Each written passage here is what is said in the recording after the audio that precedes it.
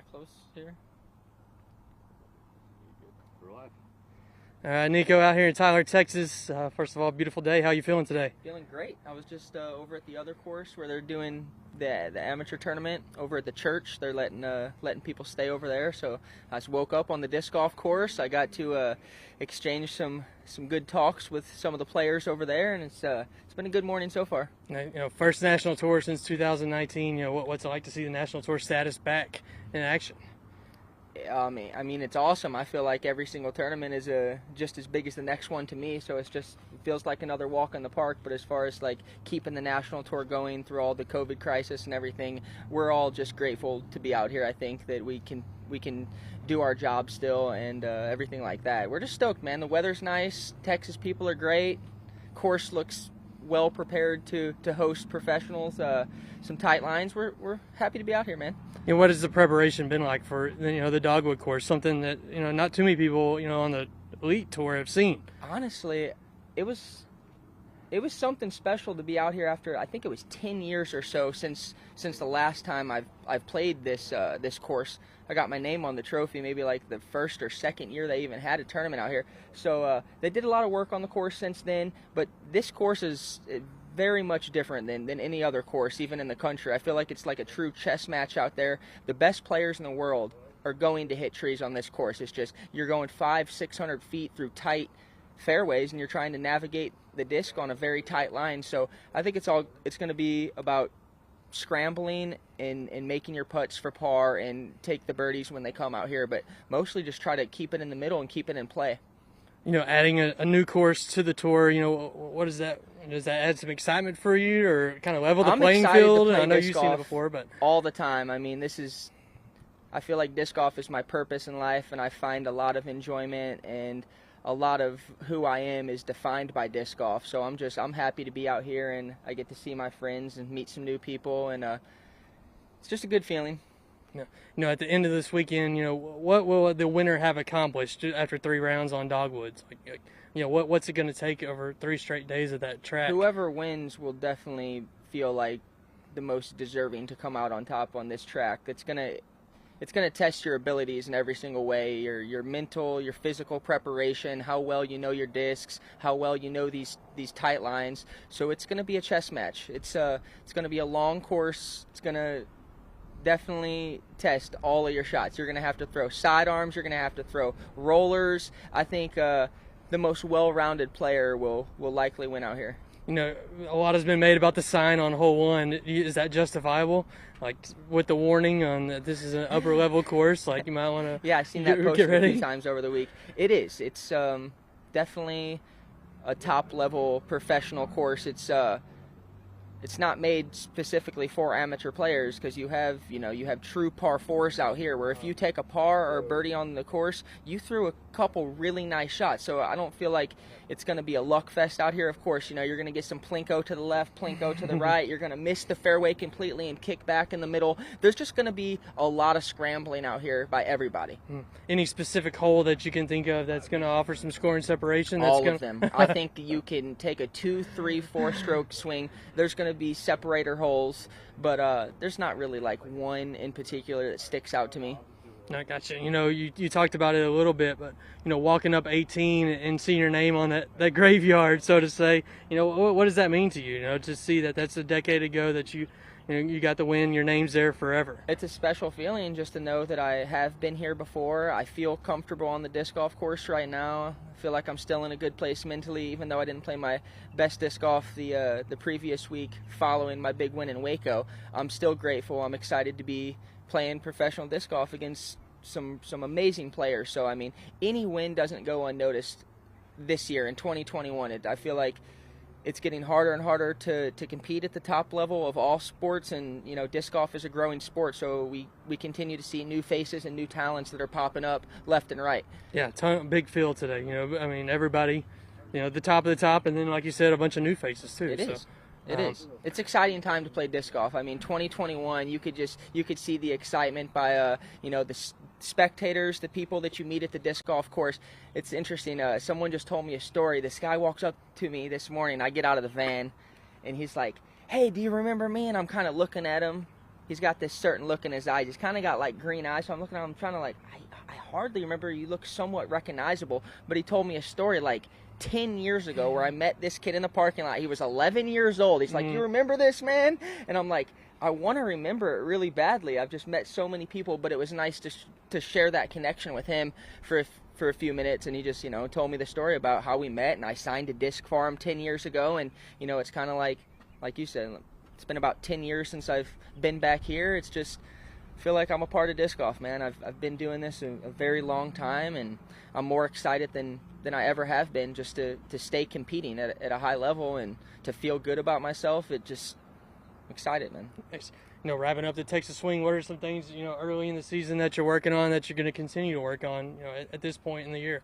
I'm working on my health and my mental health, and just learning my discs. I went out to the field across from the course yesterday. Before I pulled in, I was like, oh, that looks like a nice open space. So I just went and spent some time by myself for about an hour, just ripping some shots and trying to feel comfortable within myself, within my form, within my mind, so I can, kind of create the vision of what I came here to do. Nice. All right, solid card tomorrow on Jomez with Paul, Ricky, and Bradley. What's the mindset coming in? They're throwing me in the fire with some really talented players, so I'm just going to go out there and try to stick to my game plan, stay competitive, and hopefully make some putts. I putted last night. My putt was feeling good. I feel like I could work on my putting again tonight, again in the morning.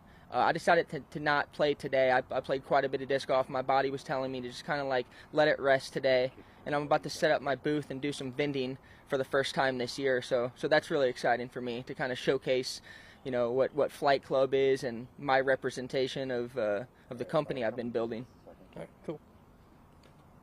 All right, Mahmoud, do you have anything for Nikko? Yeah, Nikko, after your win in Waco, you mentioned, like, during your winner's interview that you didn't hear people clapping for you. Do you have a little bit of a chip on your shoulder going into this weekend? Not really. I don't really have a chip on my shoulder, and even that comment got taken out of context. I was saying it more in like a joking way because I threw a shot that kind of skipped off the grass, and I'm like, well, you guys weren't excited as I was that my Frisbee skipped back in bounds. So I feel like that comment got taken a little bit out of context. But besides that, man, I'm staying amped up, but not like overly energetic about this tournament. I'm excited. I want to just play the best of my ability and try to keep myself as centered as possible. I'm staying out at the disc golf course out here at the church property, so I feel like I got some good vibes going. There's a good group of the traveling disc golfers staying out there, so it's nice, man. I feel like I'm in a good place mentally and physically. I feel good. I woke up, had some breakfast, back here at the disc golf course, man. I'm living the life. But no, there's no chip on my shoulder. There's no chip on my shoulder. I'm out here to compete at the highest level possible, and that's the game plan I'm sticking to. I'm representing Westside Discs and Flight Club. I'm trying to put on for my city, St. Louis, Missouri, represent. All my people out there, give the shout out to St. Louis people. Give the shout out to all the people in Texas. Feeling a lot of support here as well. So, yeah, I came here to compete. All right, man. Thank you so much for taking time. Thank you, guys. Nikko, one last thing. One word to describe this course. You have one word. Chess match. Is that 2 words? I mean, we'll take it's a game of chess. It's going to be challenging. Of course, the one word that comes up, it was immediately challenging. It's a hard course. So every single player will be challenged. Yeah, mentally, physically, emotionally. Right. All of the above. Thanks, Nikko. Thank you guys for the time. Yes, sir. Hopefully I wasn't too close yelling into this mic. All right. Flight Club, West Side. See ya. Nice to meet you, man. I'll see you out there. I always want to talk to Chip on this.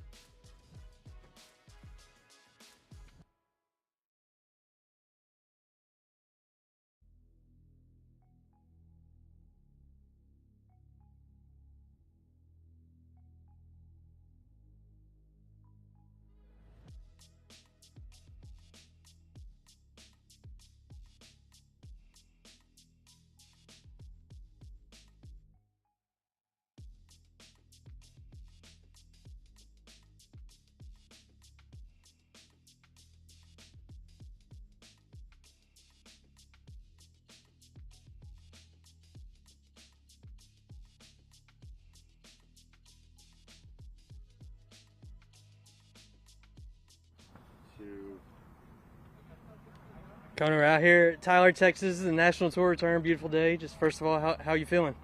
Feeling great. I got a few practice rounds in on the course. It's definitely demanding and definitely not my kind of play. So got to prepare. I have a game plan going into it, and I'm feeling good. You know, first National Tour since 2019. Well, you know, what does that add to the mix, the excitement? You know, just there's 6 of these a year. So what's it like, you know, seeing the National Tour status on this tournament?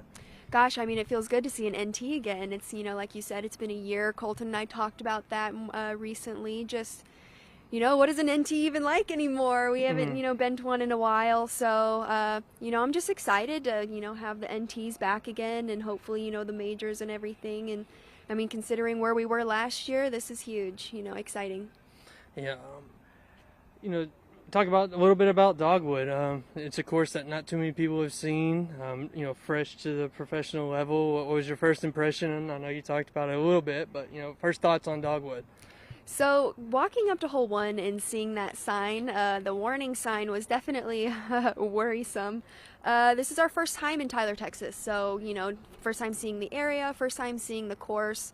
Very wooded, and I feel like I'm throwing a lot of just straight fairways, and not a lot of big drivers. You know, coming from Belton, where we were throwing a lot of drivers, I'm definitely changing my bag up for the tournament. You know, adding a new, fresh course that a lot of people haven't seen, what does that add to the mix of the tour? You know, like you said, you are coming from some bomber courses, and now having to change gears a little bit. So what does that add to the mix? You know, I love it. Like you said, we play a lot of the same tournaments every single year, so being able to switch it up and come somewhere new and play a course we've never played before, like you said, it's just mixing it up and it makes it more interesting on the road. You know, pretty exciting past couple of weeks for you, I'd imagine. What has been the feedback since Waco and the support that you've heard? Geez, you know, I've been, overwhelmed with messages on Instagram and Facebook. I'm still getting back to everyone, so thank you for your patience. But just an enormous amount of support from everyone from all over. You know, I have people in Norway reaching out to me. I have people here in Texas. I have a huge following here in Texas supporting me, so that's been huge. And, you know, thank you everyone for reaching out or, you know, buying any of my Emperor tees or anything like that. So thank you. You know, what's it going to take, you know, after 3 rounds on this course for someone to bring home a win? You know, what do they have accomplished at the end of the weekend? Gosh, they're going to have those fairway hits. They're going to be first in fairway. They're going to be making those putts, and their scramble percentage better be 100% because there's parts on this course where you get off the fairway and you're scrambling hard. You know, really getting going, wrapping up the Texas swing. What are some things, you know, early in the season that you're working on in your game? Right now, it's mainly just the putt more than anything. I kind of have to change my form backhand for this course because we're not having to throw as hard, and it's more controllable shots, not just like huge wide open bombs. So changing my game a little bit for that, but yeah. Yeah, one word to describe Dogwood. Demanding. Yeah. All right, Mo, ready? Anything for Kona? Yeah, Kona. So if you combine Waco and the first 2 rounds of Belton, you're averaging close to 990 for a rating, which is, you know, obviously like incredible and well above your rating. The last round at Belton, it kind of came back down, and I think you shot like a 917 rated gun or something like that. Is that last round at Belton? Do you think of that as like that's an outlier? That's not who I am, or does that kind of how do you think about that last round at Belton coming into this weekend? So, I mean, I don't think I would say, you know, that's not who I am. I think, you know, everyone has those rounds, and I don't think I'll be shooting, you know, 1,000 rated rounds every single time I go out and play. But I feel like my body was telling me something during that round. I was tired, I was exhausted, dehydrated, didn't have a lot of snacks that round, and that was like a 4.5-hour round. So got to get better with my stamina. Colton and I talk about hitting the gym more, and I'm still working on my nutrition and making sure I'm getting everything to fuel me for those rounds. So definitely not me during that round, but I hope to put up some good rounds here in Tyler. Awesome. Thank you, Kona. Good luck this weekend. Thanks, Mo. Thank you, Kona. Thanks, guys.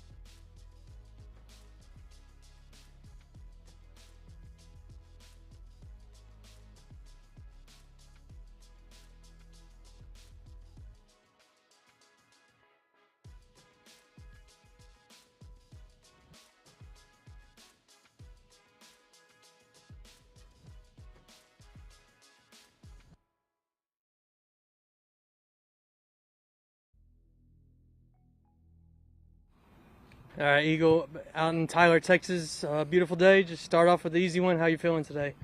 I'm doing well, thank you. Nice. All right, everything good? Everything's pretty good. I got my final practice round at Dogwood. Got a total of 5 rounds on the course, so I'm ready as I'll ever be. Yeah, we kind of heard that. Just people talking about maybe getting a few extra rounds in out here. Does the course warrant that more so than normal? It depends. I think you could say that. Coming from playing, more open style courses or throwing some more powerful lines, you really have to dial in your scramble game here. So getting out on the course and becoming comfortable with the property, I think that's all positive. Nice. You've been here before. What has changed since the last time you were here? Is anything familiar? You walk past your name on 18 every practice round. What is that moment like? Just talk about your experience here at Dogwood. Yeah, it's been since 2016 since I've been here last, and I was here for the Piney Woods Open. And it's a little different because we play 3 rounds on 3 different courses. But we did play the Dogwood Gold course then. And the way I remember it was a lot of the same holes, but it was a lot rougher back then. You still had the same fairways, but the rough was incredibly rough. So the rough has thinned out just a little bit.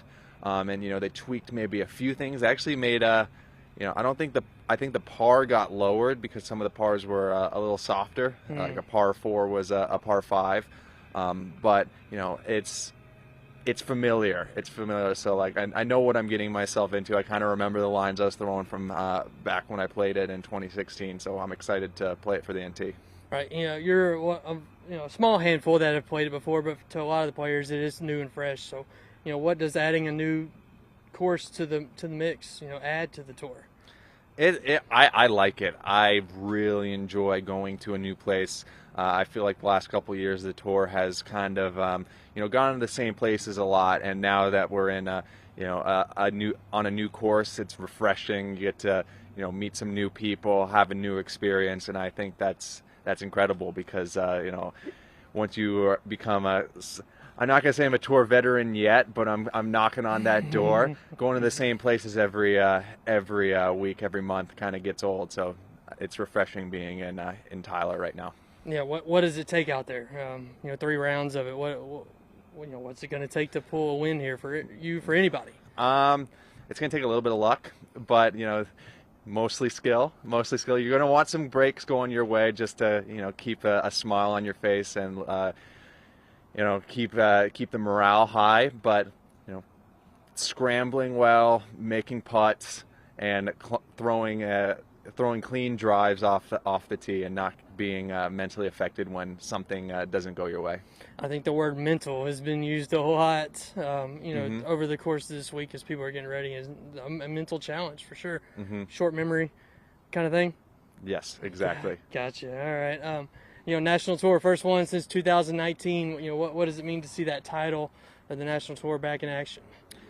It's cool. It's good to have the NTs back. I'll shout out to the Pro Tour. I think they really saved us in 2020, and I'm really excited that the Pro Tour is doing their thing, but also the National Tour has been around for a long time, and I'm really happy to see that they're working together, with the Disc Golf Network. So we're all disc golfers, we're all friends, and it's a good feeling. Definitely.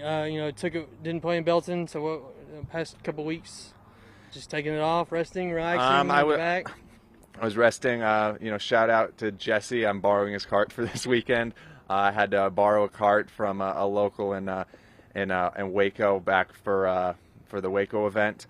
Kind of my upper back, kind of upper vertebrae were kind of giving me a hard time. Before the 3rd round, I went to a chiropractor to see if I could get any relief, and I got some relief, but I took a week off in Austin, got some MAT physical therapy done, which I'm feeling better now. I don't doubt that I can put up some good numbers this week, but definitely going to have to get back in the gym and work on strengthening that area because there's so many more events to come. Right, gotcha. One word to describe Dogwood. One word: dog. that works. See if Mo has anything. Hey Mo, do you have anything? Yeah. Eagle, you have one of the most unique games on tour. You have all these cool shots where you can kind of break the course. You know, like you throw these really cool grenades, you throw these like really cool thumbers. Are there any opportunities to do that out here in particular? Some of these holes being a little, I don't want to, like, they're just a little wonky, some of them, you know? But are there any opportunities to kind of break the course out here? The only hole that I can think of is I believe it's 13, but I could be wrong. Whatever hole it is, it's almost like a U-turn. You're throwing, it's hole 14. You're throwing the traditional route is to, take a putter or a sidearm just to kind of throw it into the layup zone and then have a shot down. There is a gap up in the sky that I'm taking an essence and just ripping to, hopefully get as much distance as possible. Because, it's kind of, it's uncertain when you're going down the normal gap. So, there's just a slight more amount of uncertainty going over top. So that's what I'm gonna go with. Awesome. And one more quick follow-up. You're coming off of Waco, which, I think you would agree was probably one of your, worst tournaments in quite some time. What's the bounce back going to be like here at Texas State? It's kind of a similar course, but not exactly. Just how are you feeling coming into this one? Yeah, Waco was a whole assortment of things. I don't want to make excuses, but I did have, I would say I had an injury for that event. I definitely didn't have my mind fully on the game. But, bouncing back from that, I feel a little bit better. I just have to, kind of forget about Waco, think about, all the times in disc golf where I've prevailed and I've shown resolve, and I have a good track record of doing that, so I'm not worried. It's just playing each hole in front of me. Awesome. Thank you, Eagle. Good luck this weekend, man. Thanks. Thanks, Eagle. Sweet.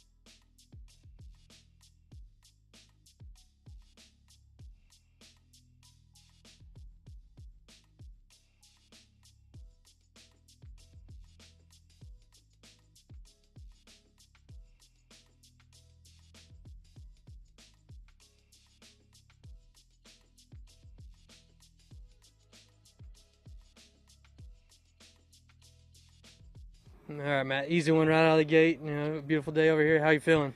I'm feeling good, thank you.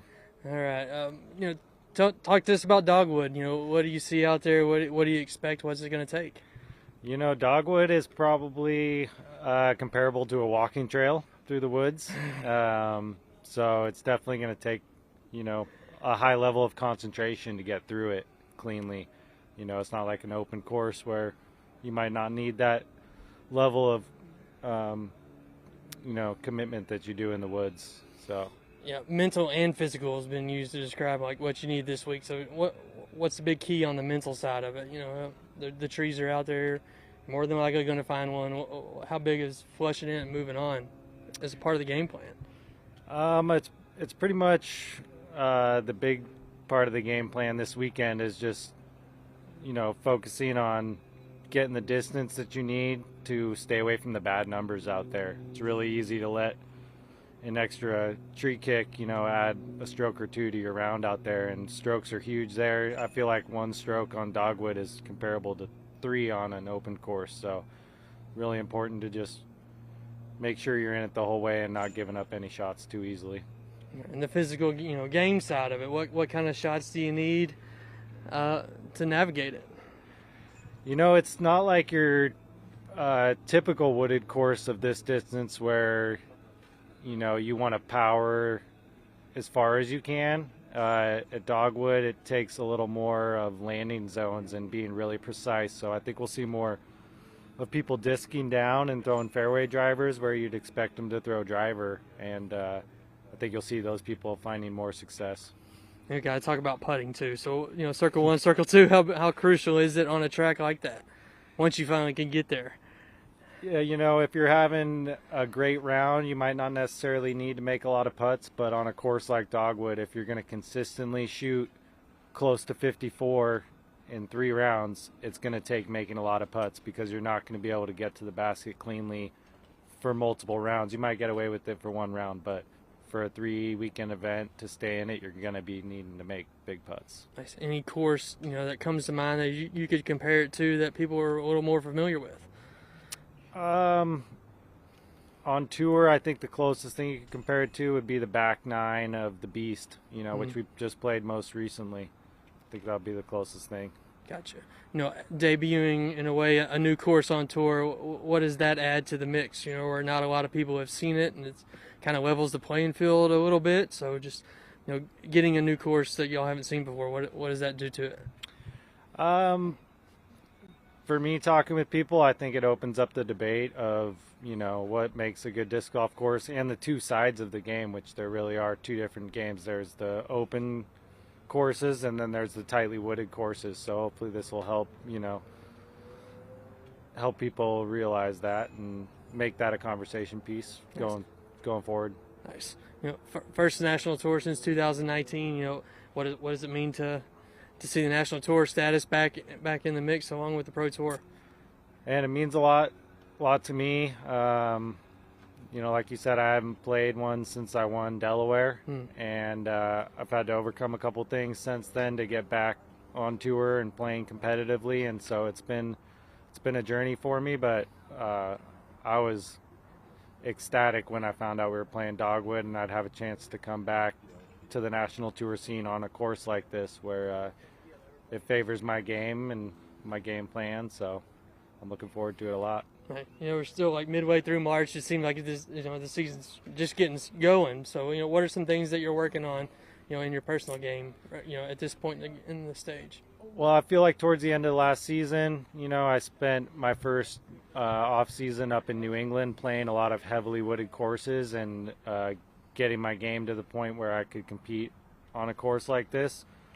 But then I went into hibernation for a little bit. We got some serious snow, so I didn't touch a disc for about a month. And then, you know, my last 3 events of the season, it's all been big power golf. So I really haven't gotten to play this style game until getting here this week, but it's starting to show, you know, all the hard work I've put in the last year and a half is hopefully show this weekend. Yeah, California, boy, getting some snow. How's that basket from the VPI holding up?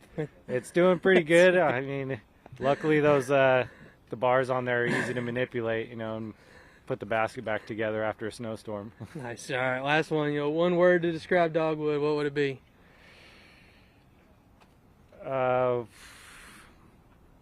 Difficult. Cool. Mahmoud, do you have anything? Yeah, Maddie. So obviously the last national tour that happened was the Delaware Disc Golf Challenge, which you won, and you won it on a course that is not dissimilar to Dogwood, right? Like Iron Hill is also like a very challenging wooded course, kind of like this one. Do you feel like you're a sleeper coming into this weekend? I don't think I'm a sleeper for the people who have seen me play in the woods, and those same people weren't surprised when I won at Delaware. There's certainly a lot of people I feel like that could win this event, and it just being 3 rounds, I think gives a lot more guys a chance to win it. If you have a course like this for 4 rounds, I feel like that number decreases for the amount of people that could win it, but 3 rounds, I think we could see a new name at the top possibly.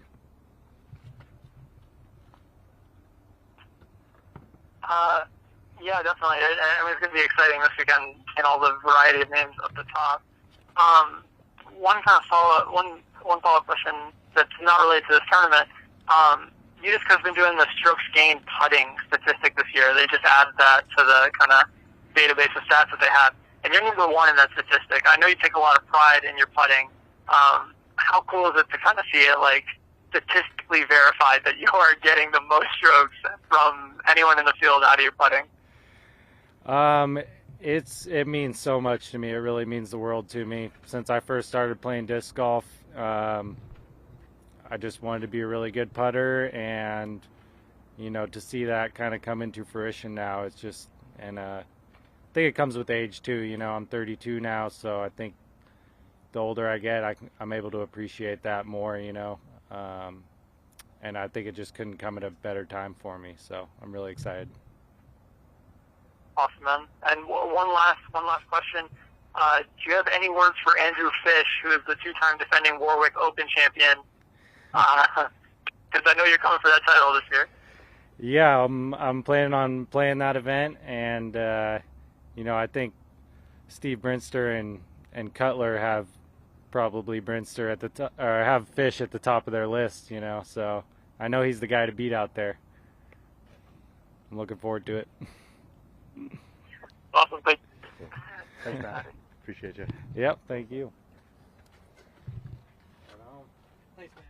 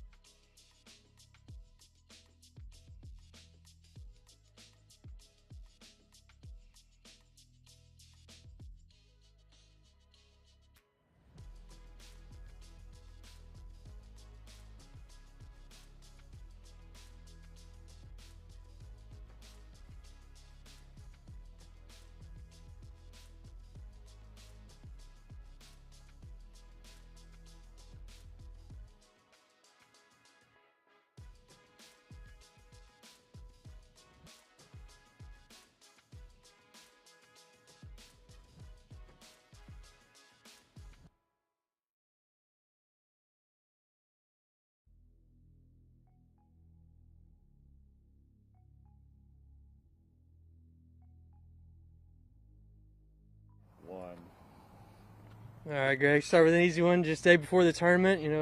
How are you feeling today? What's the mindset going into this thing? Well, I've played the course now since I'm newly local, so I've played it a bunch over the wintertime. My main goal was to try to just get it to how I would play in a tournament, because a lot of times I'll come out here and mess around with different discs and just try them out and whatnot, but kind of gearing myself into like a tournament mindset, tournament play, which disc to choose and what to avoid. I know a lot of the course, so I know what parts to avoid and where I want to land. So I feel good. I'm taking the day off today, maybe just a couple of putts. Nice. Yeah. Obviously, seen the course quite a bit. Break it down for us. What I guess the main key points of Dogwood. Oh, it's in the woods, so the faster the disc, the bigger the kick. So a lot of times I'll probably play, some fairway drivers instead of a fast speed disc, just to avoid potential catastrophe. And this is a putter's course. Even when it's windy out here in the open, it's pretty calm back in the woods. So just getting opportunities, being able to score, giving myself an opportunity to get birdies, that's going to be my main game plan. What can the fans at home expect to see from the field this weekend as they tackle this thing?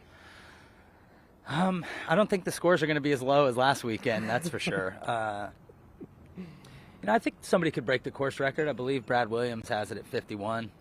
Somebody could break it, but I think you're going to see some good players struggle out here, especially if things can go wrong early. It's, you start trying to play catch up, and the mistakes start to compound, and this course can really eat you up if you're not in the right headspace and just kind of single track mind. Hole 3 is kind of the Black Widow. If you can get through 3, you'll be all right, but I'm sure 3 is going to get a lot of people this week. Yeah, what about the 15 more after 3? Yeah. It gets harder. It doesn't get any easier out here. Yeah, kind of break down, the front 9 seems tighter, and then things kind of open up in the back 9. So, what section do you want to score on, in particular? I'm just going to go about the course pretty objectively, right? I know what mistakes I've made in the past that have cost me good rounds, so try to avoid some of those big pitfalls and just, stick to the game plan, try to get opportunities. Looking to score on the entire course, but I think that the very end of the course is really imperative to get some numbers on. You've got a couple birdie holes late where you're looking to get 2s, but you can turn them into 4s really easily. So I think those last 5 holes are really, really important to finish your round and get off the track with a good number. This course definitely kind of changes gears from what we've seen so far in the season, from the more wide open stuff. So, yeah. What is it about that? What aspect does that add to the Pro Tour right now? Well, I think you're going to see. Some different names on the leaderboard this week, being that it's tight wooded course. Control and finesse are really important on this track, especially if you get off. I think the best putter will win, and I think the players that are scrambling well are going to be able to do really good too, because you're not always going to have that perfect shot, or even with a really good shot you might get a kick 5 foot left and now all of a sudden you're buried behind some trees, and it's just kind of who can play it intuitively and work their way around without having too many big numbers. You mentioned it, you're somewhat a local now, making the move to Texas. Kind of break that down and how it's been so far. East Texas is great. The weather's typically pretty good, minus snowpocalypse. That was a rough one for us, but out here in March, it can be a little volatile around this time of year. Like a day like today, right? 70s, sunny. A lot of nice days here later in the year and early in the year too. February is always a tough month, I think, down here, January, February, but it's been really good, and there's so much disc golf around this area that I can travel a lot more easily than I can out of California. And that was really the main reason why I moved here. Right. That way I could be 10 hours from 12 different states and be able to really maneuver. Gotcha. Yeah, first national tour, for anybody since 2019. When you hear the phrase national tour, what do you think of? What are some early memories from you, competing on that level? I remember the first national tour I was really bummed to miss. I went to the senior prom in 2005. I missed the Masters Cup.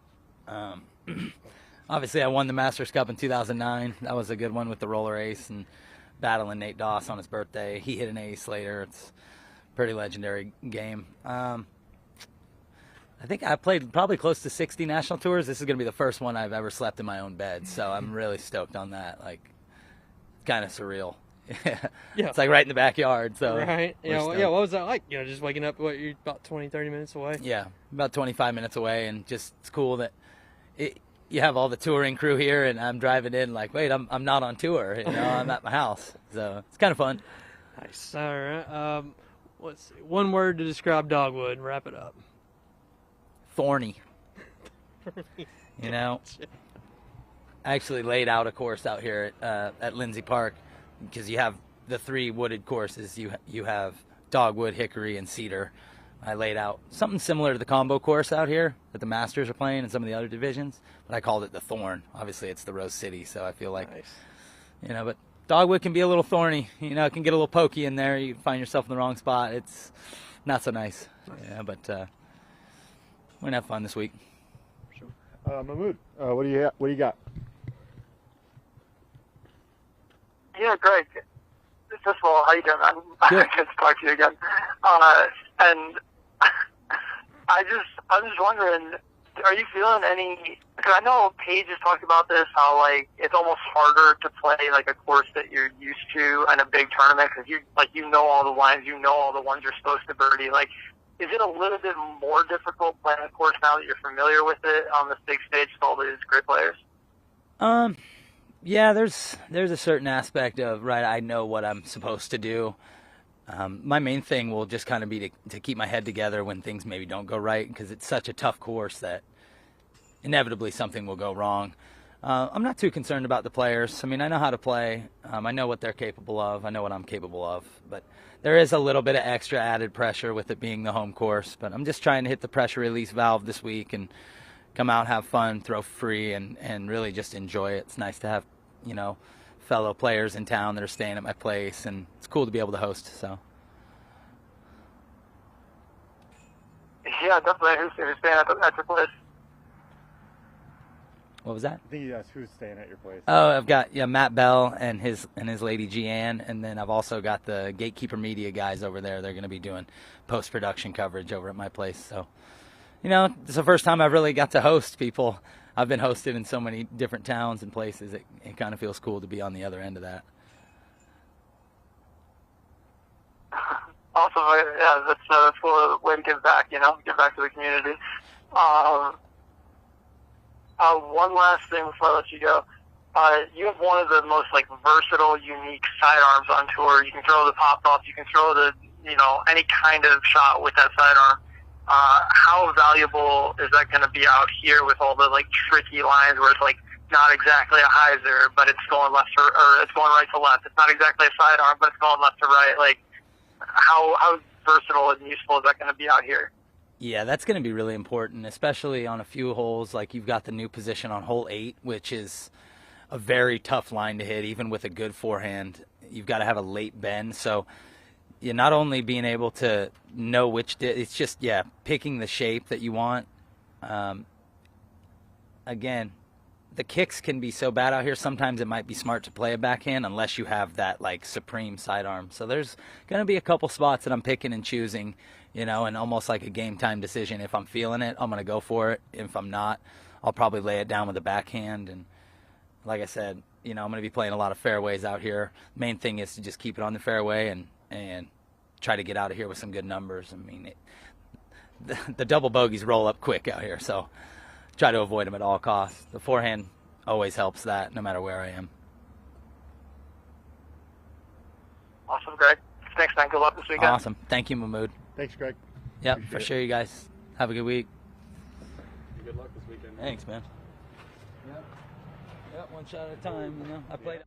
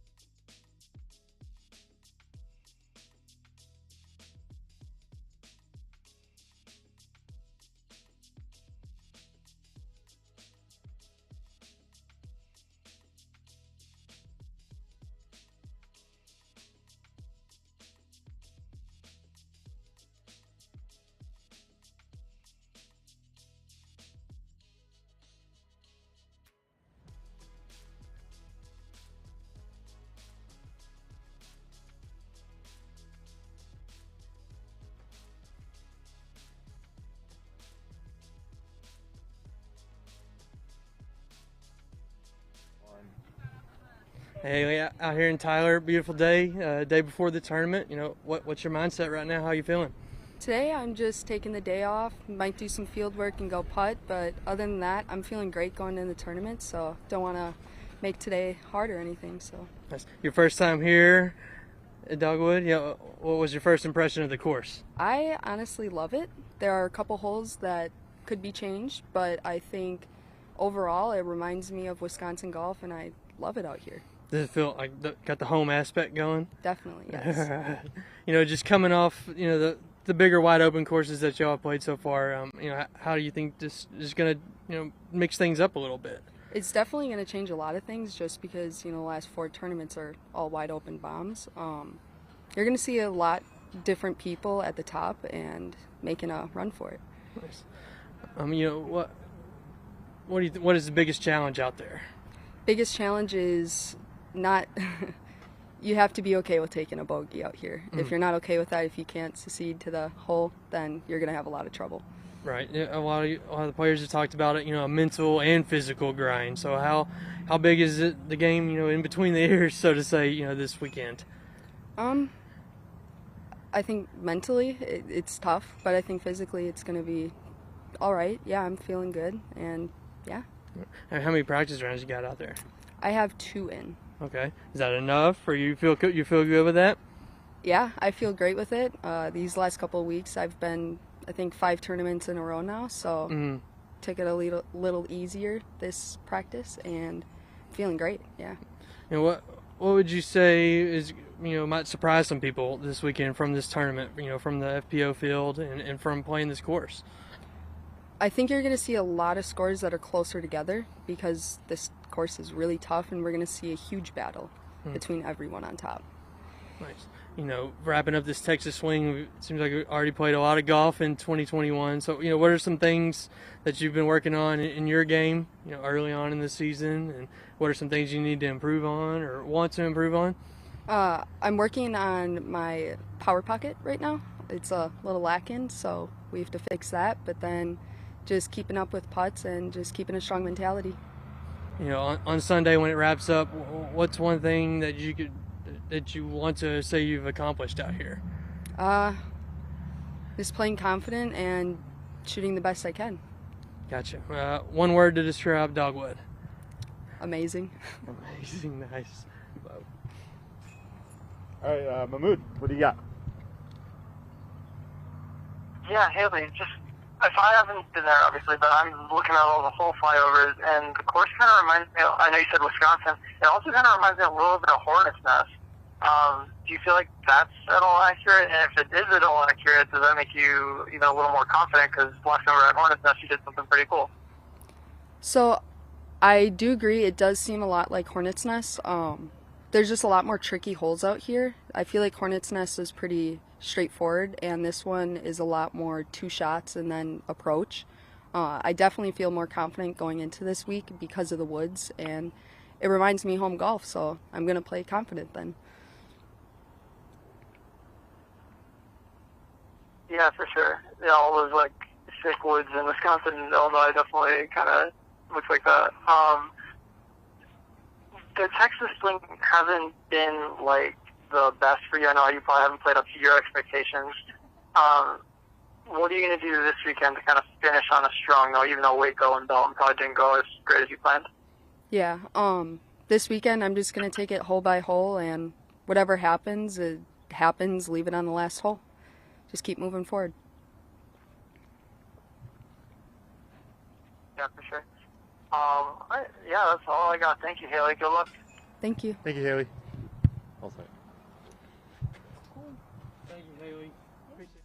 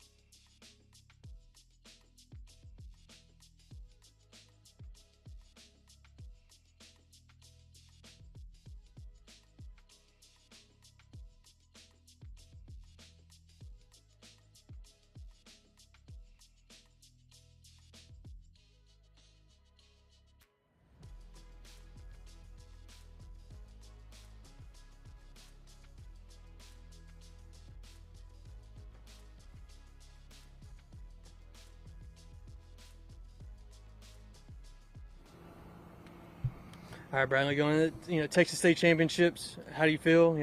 What does this event year in and year out mean to you? It just means lots of tree kicks and scrambling. Right. I feel a little stiff in the back and neck, but got a massage. I'm doing all right today. Nice. All right, you got some experience on Dogwood. Kind of break it down for someone who hasn't seen this course before. What can they expect? What does it take over the course of 18 holes? It takes patience, disc selection, maybe clubbing back a little bit, not going for that full rip. Because if you throw a full rip and you're off by a few inches, or even if you pure it, there's going to be 4 or 5 trees in the middle of the fairway that just are there, and you're going to get a 50-50 kick and deeper in the woods. So sometimes just backing off the club and getting that, hitting that tree and just dropping straight down gives you a better chance to get that par, sometimes birdie. So just knowing to back off when you need to. What does it take in the toolbox, so to say, to navigate this course and succeed out here? I'd say feel comfortable with like 8 and 9 speed discs. You don't really need the 12s up in here unless you're going to go something crazy. So I'd practice your knockdown 340 swing, 360 swing discs, anything in that range. Forehand, backhand, everything needed. Yeah, out you there? probably do need a little bit of a forehand action just to make a couple scrambles here and there. It's not necessarily important though. You can play with the backhand just fine. This course obviously changes gears from what we played so far in Texas. So, yeah. How does that add to the mix? Is it it just gives people a break to get out of the wind. You're just beating yourself in the face with wind out there on those hyzer courses. This one just gets you a little break. It's nice actually. Yeah, you excited about it? Absolutely, or sure. Look forward to something 100%. Like this? 100%. It's nice to throw in the woods. It's a little bit quiet. You can make some circle 2 putts. It's a treat. Obviously a big solid weekend for you in Waco. What's it been like, in the past few weeks, coverage and your name out there a little bit. Yeah, the name thing's cool, but mostly it's like, dang, I have to play the next week and the next week and the next week, and it's like, I haven't practiced that in years, so it's like that's the toughest part, I think, is just being ready to go the next weekend and try to play, 1050 golf. Yeah, what is your schedule for this season? Are you playing more than you have in years past, or that's the game plan? Yeah, the plan is to play as much as I can. Unfortunately, I wasn't prepared to sign up for all the events in the whole goddamn world at the beginning, so they're just full. I'm gonna get in around July and then finish out the fall. That's about as early as I could get in. Nice. You having seen this course, does that add any pressure to you? Not really. It's actually just hilarious. I just come out here and play in the woods and take the same tree kicks everyone else gets. Right. Or not. Have you ever played it without hitting a tree? No, I always hit trees. National Tour, first one in a few years. Sure. What do you think of when you think of National Tour? Going on 20 years. I think of PDGA.com is what I think of when I hear National Tour. That's about it. Okay. Yeah. All right. One word to describe Dogwood. Wooded. I probably set myself up for that one a little bit, but at the end of this, what will the winner be able to say that they accomplished over 3 rounds of battle on that course? They came to Texas and they had some fun and they got out of Texas. Gotcha. Oh. Hey, Mahmood, what do you got? Yeah, Bradley, I know when I think of your game and I think of how you kind of approach disc golf, you're more of like, I definitely think of you as more of an intellectual player. Like, you approach the game in a very, like, kind of mindful way. We've heard a lot of players come up here and talk about how this course is such a mental challenge. Do you feel like that kind of plays to your strengths at all in terms of the way you approach the game? Yeah, sometimes it does. Sometimes I know that I can be patient and just let the game come to me, but at the same time, if you don't get going too soon, you're going to be left in the dark just like everyone else. So sometimes I have an advantage, but the course is just really demanding for everyone. So hopefully get off going in a smooth form.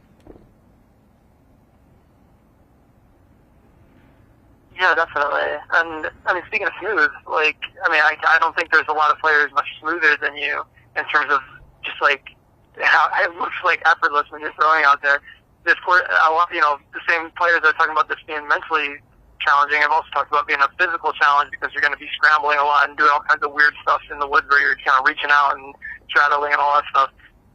Do you think that the fact you have this low effort swing, this kind of very clean swing, do you think that's going to help you over the long run of this long, grueling event?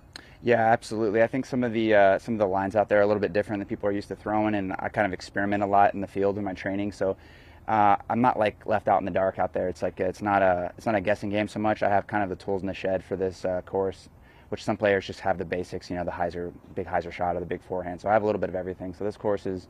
It's nice to play a course like this sometimes just because you get to see shots you haven't thrown in a while.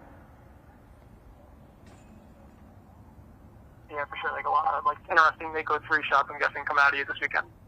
Sorry, what was that? Interesting Mako 3 shots coming out. Oh, yeah, for sure. Yeah, look for that. Absolutely. All right, thank you, Bradley. Good luck this weekend, sir. Appreciate it. Thank you. Thank you. All right, awesome. Okay, good luck this weekend. Appreciate it. Thanks. Thanks, Brad.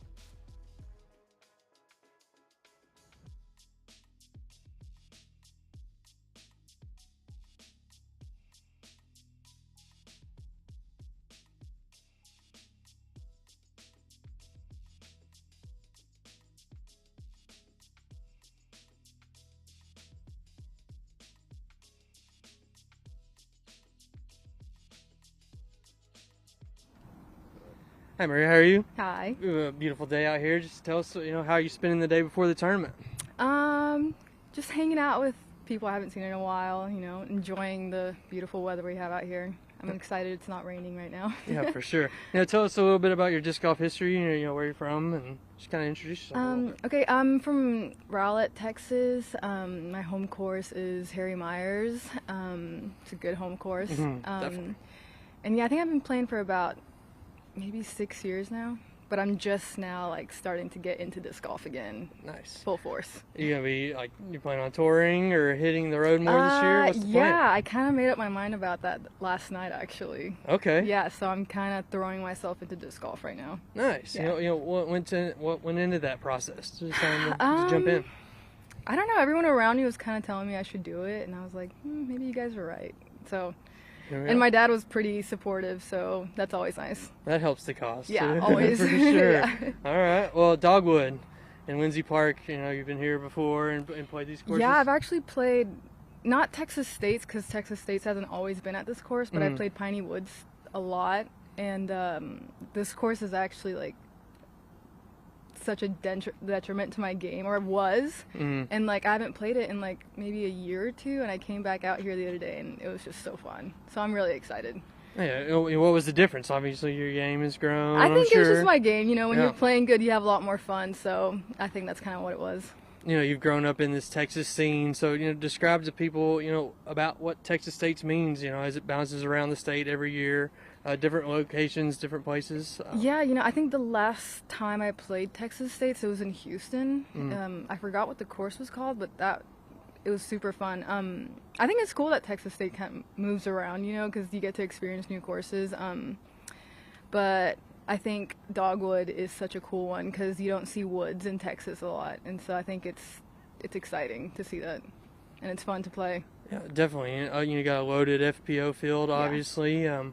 What can people expect from Dogwood? How would you describe it, in base terms to someone who's never seen the course?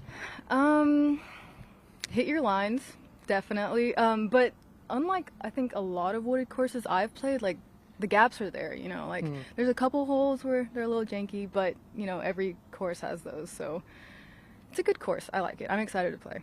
It's been on live coverage, got a good card. Yeah. What's the feeling going into that? Nerves, excitement, a little combo of everything? I mean, I'm nervous 24/7, so, I am nervous about it, but I'm sure it'll be fine. I have Hailey on there with me. I think Steph is on there, and Rebecca Cox, and we're all good friends, so I think it'll be a great time. Nice. Stephanie, another Texas disc golfer. Yeah, and I've been playing with her for a long time, so it's exciting that she's still, in the scene, too. Yeah, for sure. What is your history with her? We just played a lot together just because, we're both from Texas, and so any big tournament that happens in Texas, she happens to be at, and I'm there too. So it's a lot of fun, and she's really good. So I'm excited. The community aspect, of Texas disc golf, and I guess disc golf in general. It's big in your family. What's special about it? I think it's just that good old Southern hospitality. Everyone's just come over, sleep at my place. We got you. It's always been like that for me at least, and so that's what I like about it. Nice. All right, so you're the newest touring disc golfer. Decided last night. So what's the plan going forward? Where are you gonna go? I have no plan right now. Okay. This is the only tournament I'm signed up to right now because a couple of the ones that are coming up next are full right now. So I'm just waiting to sign up for a lot more and just kind of see where this year goes. Nice. 3 days from now, what's it going to take to grab a win out here for anyone after playing that course 3 times in a row? Again, just hit your lines, make your putts, and just be confident because that's really what you need in the woods. Nice. Yeah. All right. No. Hey, Mahmood, what do you got? Yeah, hey Maria. So, can you go into a little more detail about the conversation you had with your dad? Because I imagine that must have been pretty interesting to say, hey, Dad, I want to be a pro disc golfer, and then he's all for it. That sounds awesome. Can you go into a little more detail on that? Yeah, my dad has been playing for a lot longer than I have, and he kind of forced me into disc golf. At first I was like, dude, this sucks. I don't like it. And obviously now it kind of stuck with me. So he's always been super excited, and he's always wanted me to play to the best of my ability in a bigger field, and so he was all for it. So it was nice. The support's just amazing, not only from my parents, but like from the people around me. So I'm excited. Yeah, and I think we're all excited to just add another player to this like ever growing, ever stacked like FPL field. It just keeps on getting more and more impressive. You know, after cashing at Vegas, you were one shot off to cash at Belton. How are you looking to bounce back this weekend here at Texas State? I'm really excited because Belton was like a huge like learning curve for me. I was putting new putters that I hadn't, you know, putted with before, and I struggled. But you know, that's just kind of part of playing more disc golf and like more tournaments. You kind of see like, okay, well, I can't be doing that. Can't be switching putters like right off the bat. So yeah, I'm excited because I switched back to my old putters. Feels good now, and so hopefully it'll run smooth. Awesome. Thank you, Maria. Good luck this weekend. Thank you. All right. Thanks, Maria. Thanks. Appreciate your time. Good meeting you. Yeah, it was great meeting you guys. Thank you, Maria. Thank you.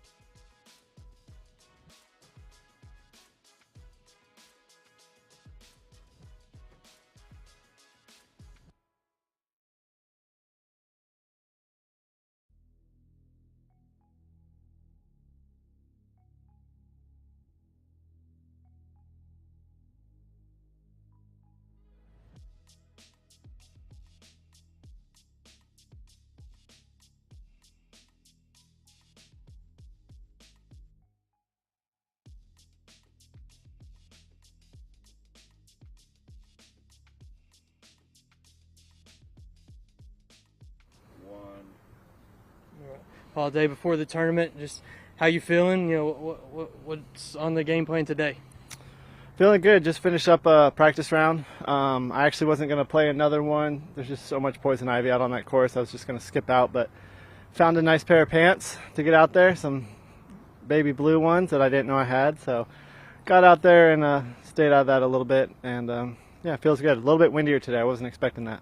You know, it seems like everyone's getting in a few extra practice rounds this week. You know, maybe haven't seen the course, the challenge of the course. You know, what was the thought process and the preparation?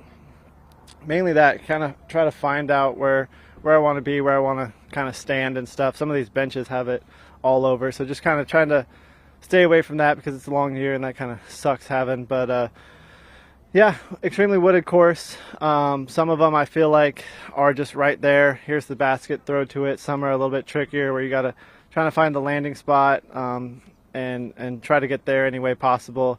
But it's not really as long as I expected to. It's only 7,000 something feet, so not too taxing on the body.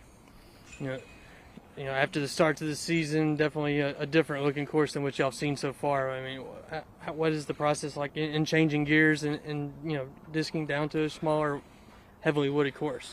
Yeah, a lot of fairway drivers, a lot of shot shaping, more so than anything. You kind of got to hit your angles a little bit more. It's a little bit more important. You can't just throw the overstable stuff.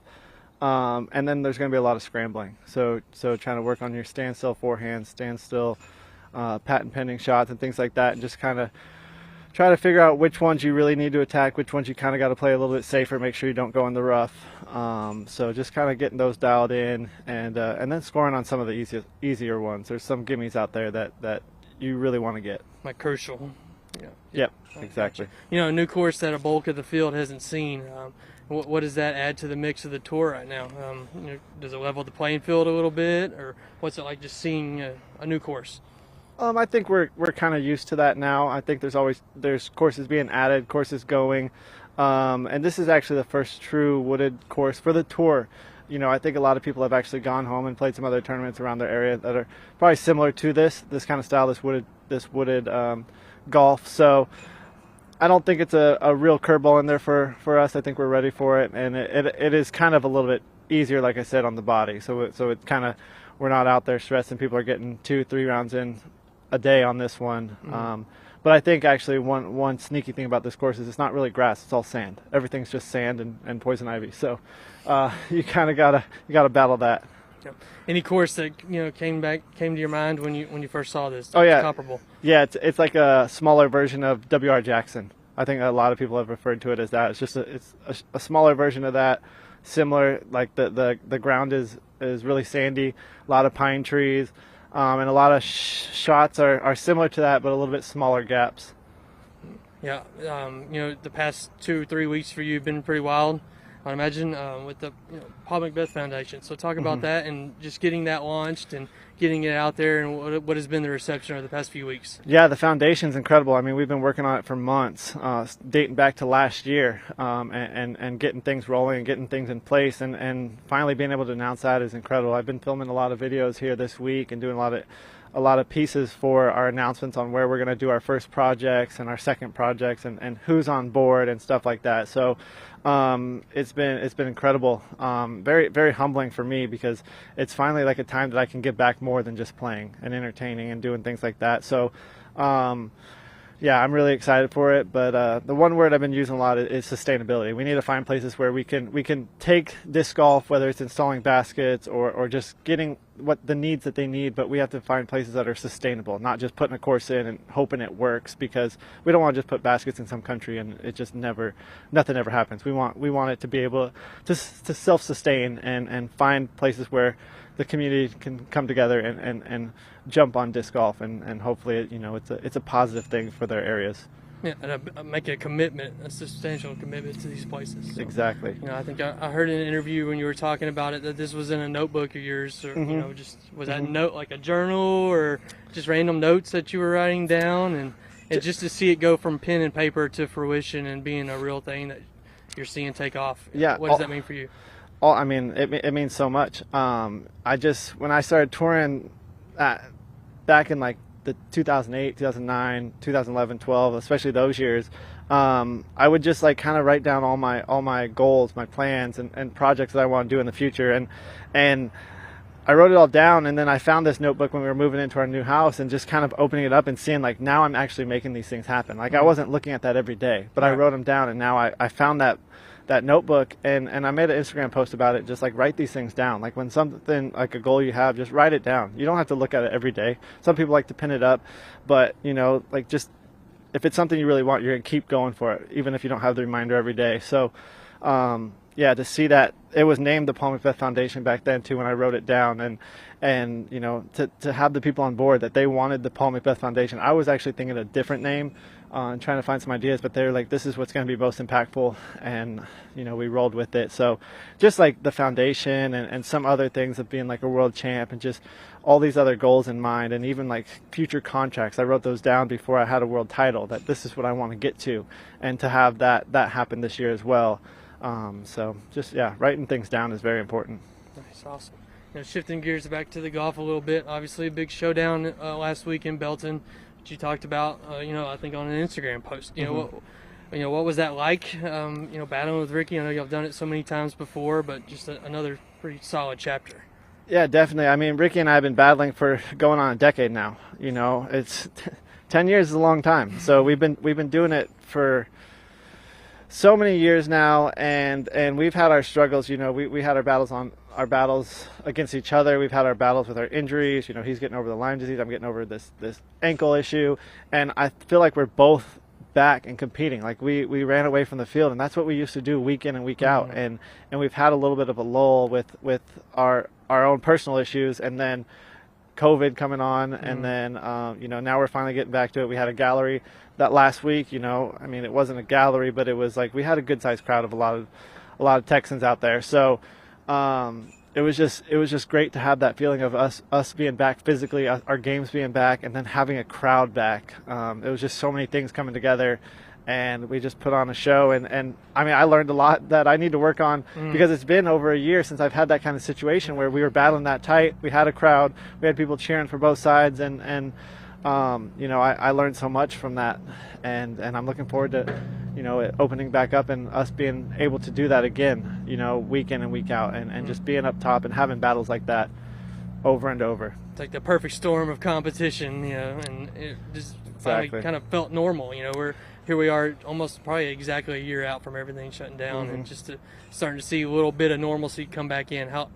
What does that mean for you personally? What does it mean for the disc golf community? It's great. I mean, we got so many members for the PDJ. We got so many new fans. We have fans of the PDJ. Like they're getting into disc golf, and that was the one thing. Whether it was the ESPN, CBS broadcast, like they were watching, and that's how they discovered it. So they discovered disc golf as a fan. Everyone's discovered just by playing.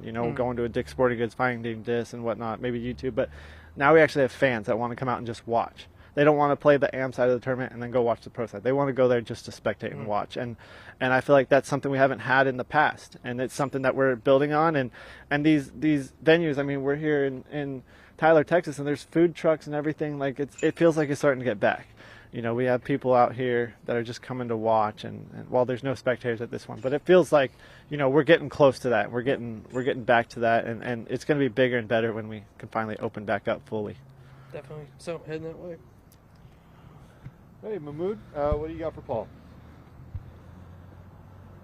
Yeah, Paul, I think you more than anyone else, I've heard talk about how much you kind of miss the fans and how important it was to have fans out there cheering and stuff. I know people don't really think of you as like a showman, like a Simon or whatever. So what is it about having fans out there that just kind of elevates your game, makes you feel like this feels more real? Yeah, I mean, having fans out there, I'm not as I don't have the personality of Simon, not as open and just not caring as much. It's more so like I feel like I'm entertaining, and my entertainment way is more with my play, and it's just, I don't know, that's a lot of fun to me. Like, and they're putting pressure on me to convert these shots, and it's more of a focus. I'm trying to find the right words for it, but it's just I don't know. I feel like I have a responsibility when I have fans there to convert these shots more or to entertain more. So I feel like I have more responsibility on my shoulders to compete, and I don't know. I love that. I love that added pressure. I love that that feeling, because I'm playing for more than just myself. When we have no fans out there, it's kind of just like a casual round for money, and I don't like that. I like going out there and putting on a show and exceeding people's expectations. Yeah, that's great to hear, because I know the fans love watching it. So yeah, I want to talk a little bit more about that Ricky Paul battle that you guys had last week, because I think everyone in the disc golf world, even though it's a Silver Series, is so excited to watch it. Even though it was a Silver Series, did it feel that way to you? Did it feel like, oh, this is just an 8 here in Belton? Or did it feel like, no, I'm battling Ricky, this could be World, this could be anything? Like, what did that feel like to you on the ground? Yeah, I mean, that one felt like the biggest event of the year so far. It's hard nowadays when, we have DGPT Silver Series, we have DGPT Premier Events, National Tours, Majors. Anything with DGPT's name on it, it just feels bigger than every other event, So it's great to have nearly 20 events with that banner on it. And, we don't show up to these events feeling like, oh, this is a smaller event than the last one. I would almost say Belton felt bigger than Waco. Especially I'm sure the competition, some people may say that, some people may disagree. But anytime you're going to a Pro Tour event, the field's going to be stacked. You're going to have a lot of the same competitors. So it's just, I think now more than ever, the tiers don't matter. It's about who's there, who's running the events. If it's a Pro Tour, if it's a National Tour, if it's a Major, it's just as important, whether it's Silver Series or a Premier event, especially now after the COVID year, the 2020. We're still a little bit in that pandemic, but we're out here wanting to play. We have the tournaments in front of us. We want to go out there and win every tournament, because you never know what's going to happen. Yeah, definitely. So just one last question. Does you and Ricky battling last week, does that kind of because watching you two last weekend, it was like no one can touch these guys. It doesn't matter. You guys just felt like you guys were on a different class, kind of like you were saying, how it felt back in 2015, 2016, 2017. Do you feel like that might have ignited something last week where now we're going to see Paul and Ricky again out in front here this weekend or going into the West Coast swing?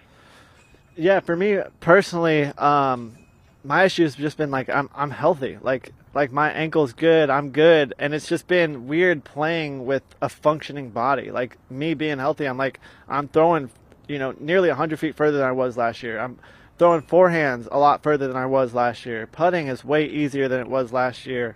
And now it's just going in there and getting the consistency, getting my shots dialed to where I can control them, because I have so much more momentum going into my shots. I'm planting firmer than I was before. I'm not worried about slipping. I'm not worried about all these other elements that I was for the last year or two.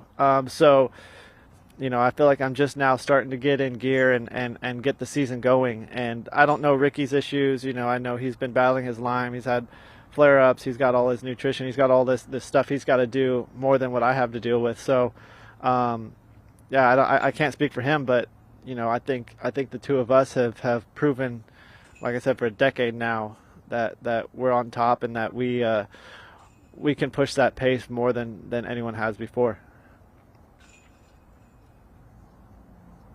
Definitely, man. And it'll be fun to watch this weekend if it happens again. Thanks, Paul. Yep. Thank you, Paul. Thank you. Thanks for your time. Yeah, no problem. I'll get it.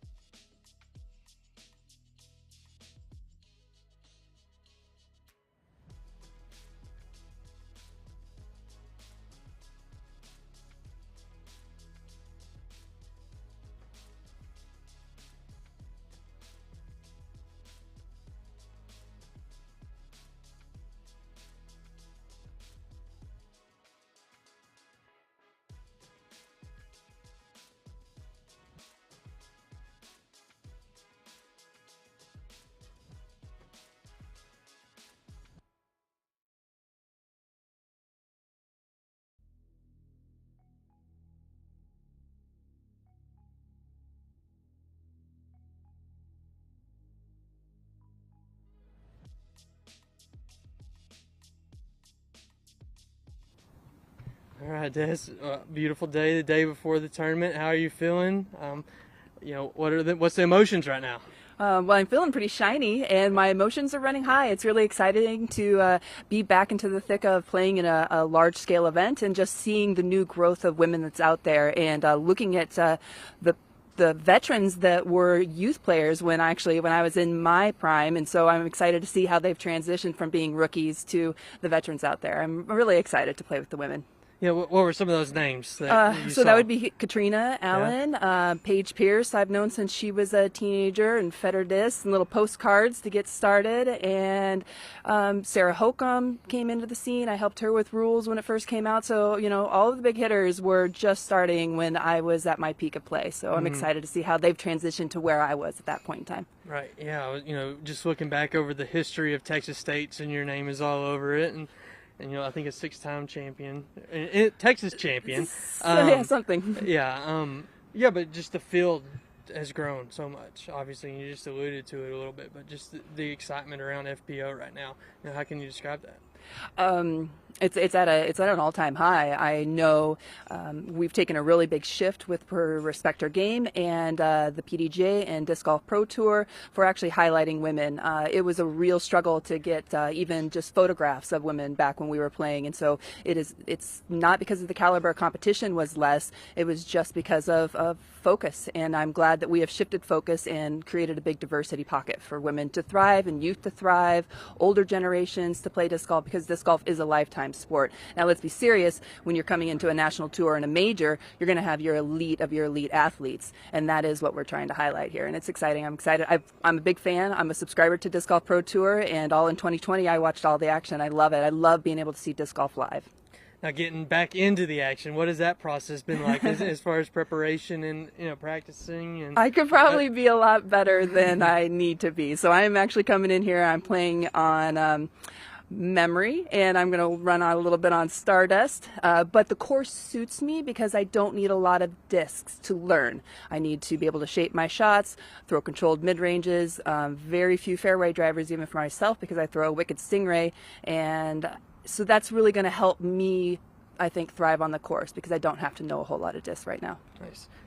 Obviously you've been working still in disc golf, but away from the course a little bit. So just tell us about the Pga Youth and Education. Yeah, the Pga Youth and Education. I am nearing 2 years. I'm about a year and a half into the position, and I just completed a relief project, the COVID-19 project, where we rewarded 35 schools with discs from disc manufacturers of Discraft, Innova, Gateway Discs, Disc Golf Pro Tour, Edge, and the PDJ all supplied these 35 schools, and we're going to have, I think I did the math, and it's over 20,000 new students yearly be turned on by just this small program of relief, and it's really exciting. We're going to move forward and reach out to clubs and really start organizing the youth is the goal for the PDJ Youth and Education. What has been the feedback so far? I know obviously you got applicants from all over the world, and very exciting. Teachers are really into it. As we know, with the surge of disc golf through the pandemic, it's same with the teachers.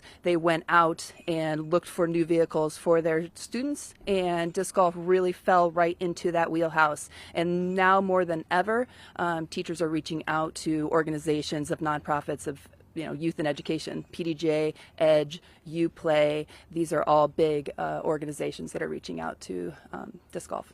Nice. Obviously you've been here before. Your name's in the graveyard, so to say, on 18. Oh, nice. So what is special about this place? What makes it kind of stand out from some of the venues that these the top players are playing? Really, it is. I mean, let's look at this. This is the club, and the club has really put the heart and soul into this course. When I played it in 09, it was just starting to, come into fruition, come into its own. Paul Owen and the Owen Foundation has always been a big factor of helping it, and just the sheer manpower. And it's Texas golf. I moved down here 20 years ago to become a better player, and I did. I became a 4-time world champion, I think, because of Texas golf and the amount of history. And this place really established itself with even even awarding a graveyard, and small nods that you don't see so many other places. And to be able to house 400 and some competitors in one small town is a huge feat, and that is not just one person or anybody. And so you feel it when you come here and you look at the courses and you play them, the amount of effort that it takes to make it happen. And I love playing those kind of places. No, we had talked, last year you played just to keep the streak going of a PGA sanctioned event, and now your first one of 2021 is a national tour. So what are your goals for the weekend? What do you want to accomplish? Well, I'm going to win. It'll be my 200th win on the PDGA when I knock this out of the park this weekend. Mo. Oh, hold on a second. Sorry. All right, Mahmood, what do you got? Yeah, it does. So Paige Pierce this year can win her 6th world title, and it would be the most world titles in the FPO division. You mentioned earlier you've known her since she was like a little girl coming up in Texas. How special will that be for you? I know she's you're one of her idols. Like, how cool would that be for you to watch her kind of take that 6th world title home? It has been. This summer. Yeah, it's just been a great progress watching Paige. I was spotting at Am Worlds at the John Houck Circle R Ranch when she was playing as an amateur, and she at that point in time still had impeccable form, even at she might have not even been a teenager. She might have been 11 or 12.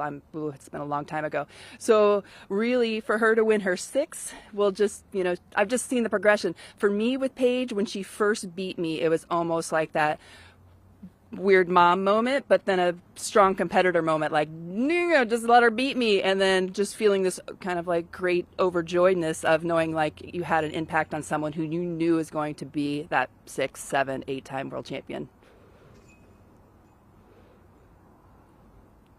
That's awesome, and that must have been so cool. Can you see any parts of your game in her? Like, can you see anything that you like maybe implicitly taught her that she doesn't even realize is a Dutch writing trait, but she's like doing it out on the course? Do you see any of that in her? I think over time, when I first met her, she was really ripping over Excaliburs, and I would send her like lightweight race or road runners and tell her to learn how to throw those shots. So I hope that over time those discs that I just sent her helped influence her game. I'd say in the end, Catrina Allen really mimics the most of my game with a real flip up and low release to high release. That's who I see the most resemblance of someone who might have watched me play, and I can see nuances into her game similar to like even Feldberg. Feldberg and I had very similar styles.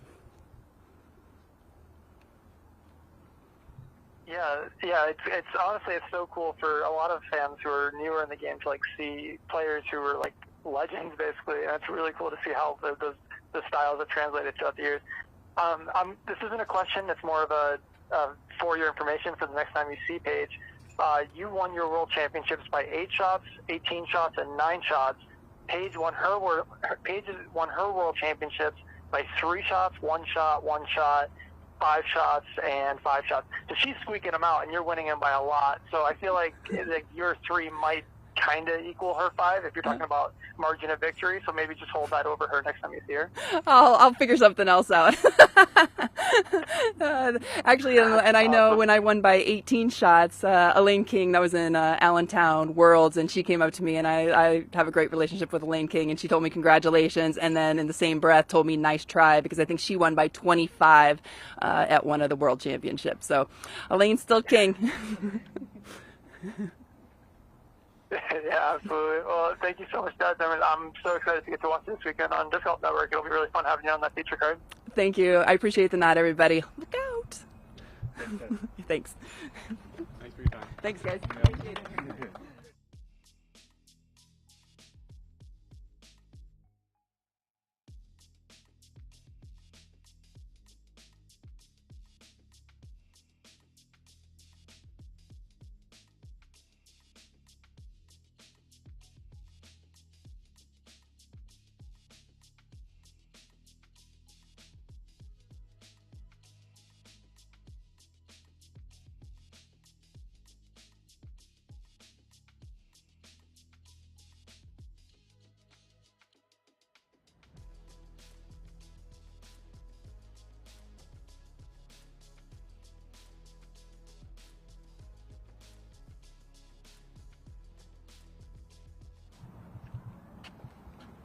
Emerson out in Tyler, day before National Tour event.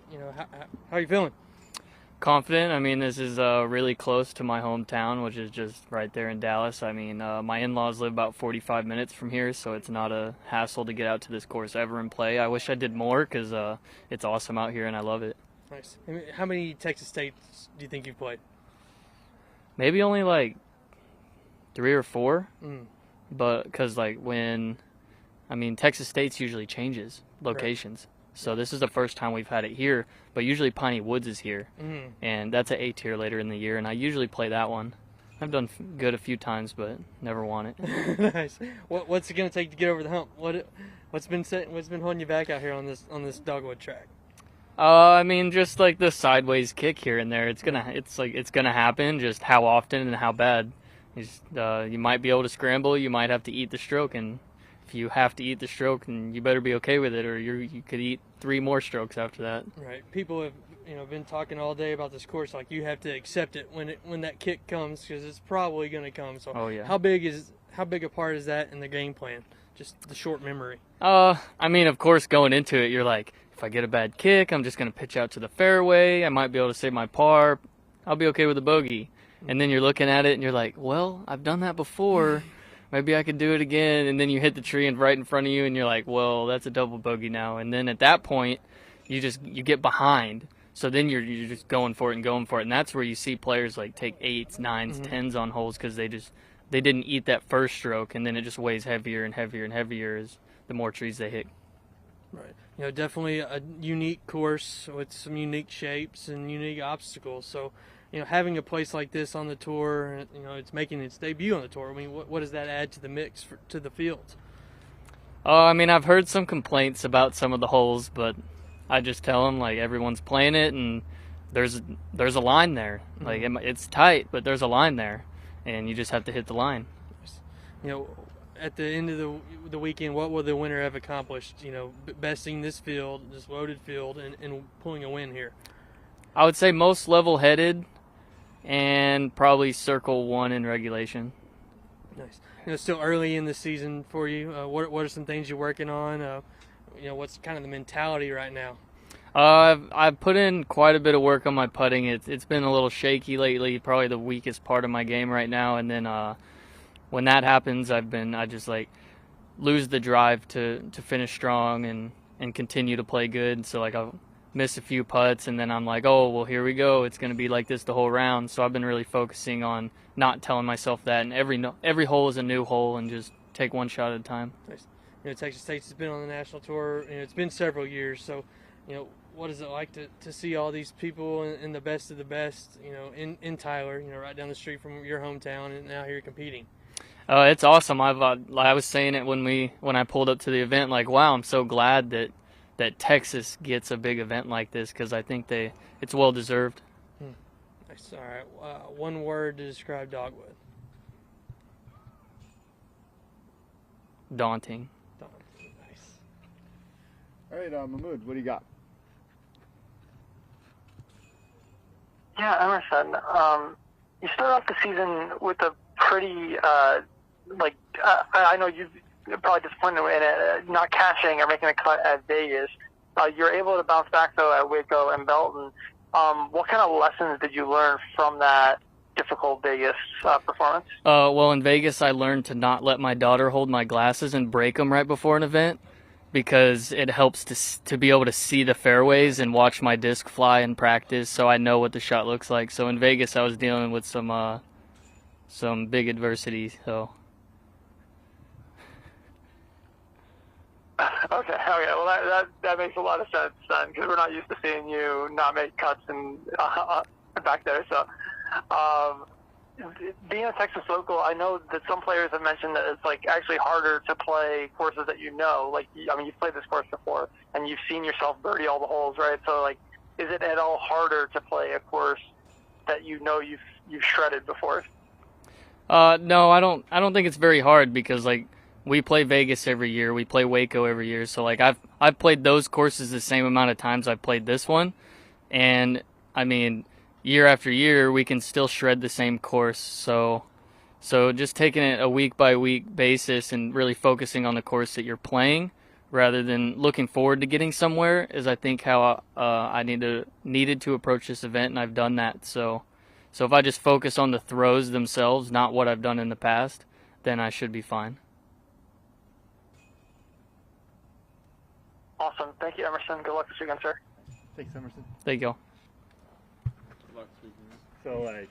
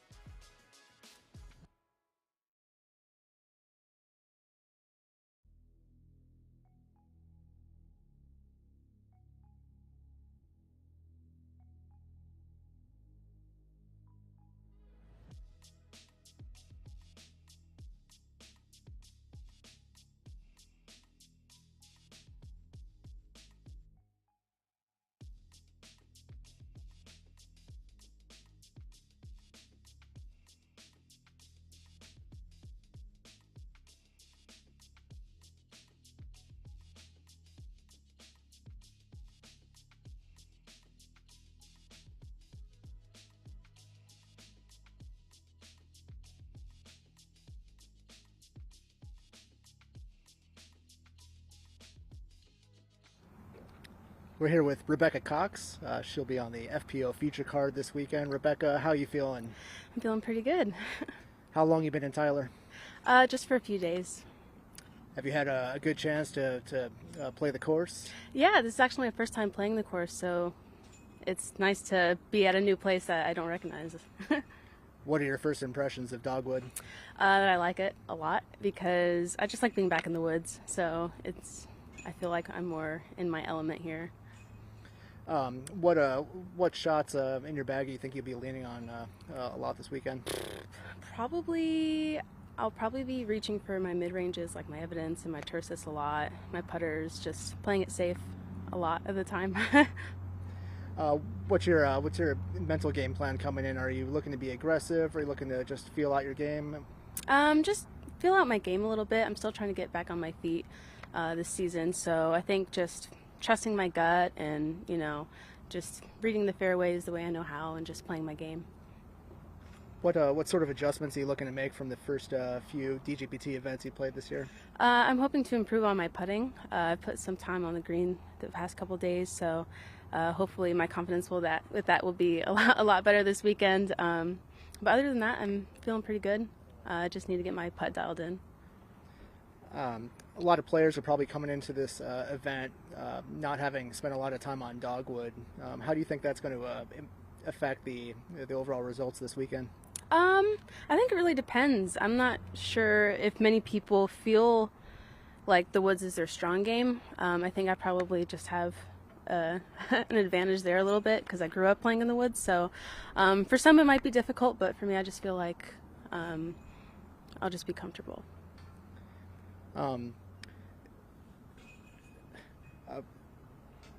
When you're not practicing your putting, what's your routine like?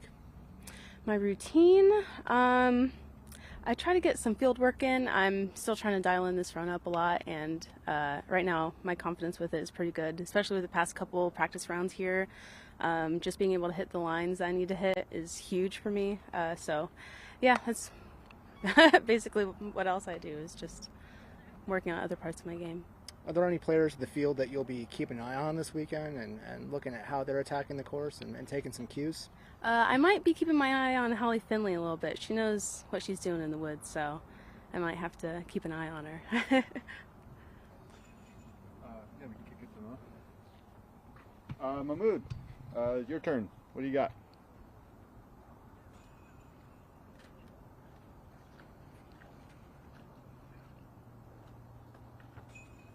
Hey, Mahmood.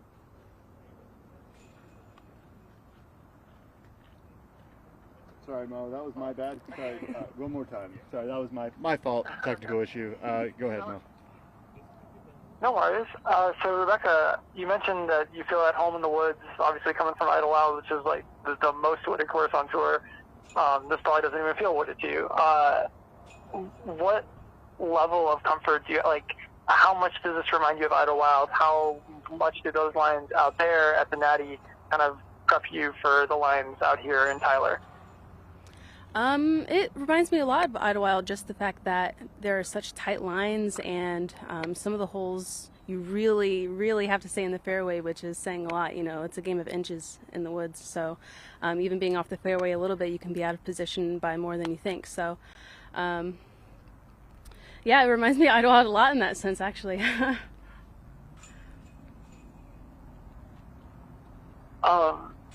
Yeah, definitely. I think I think all of us are kind of reaching the Rolodex of like what woods course does this remind us of, and everyone kind of has a different one to pull out.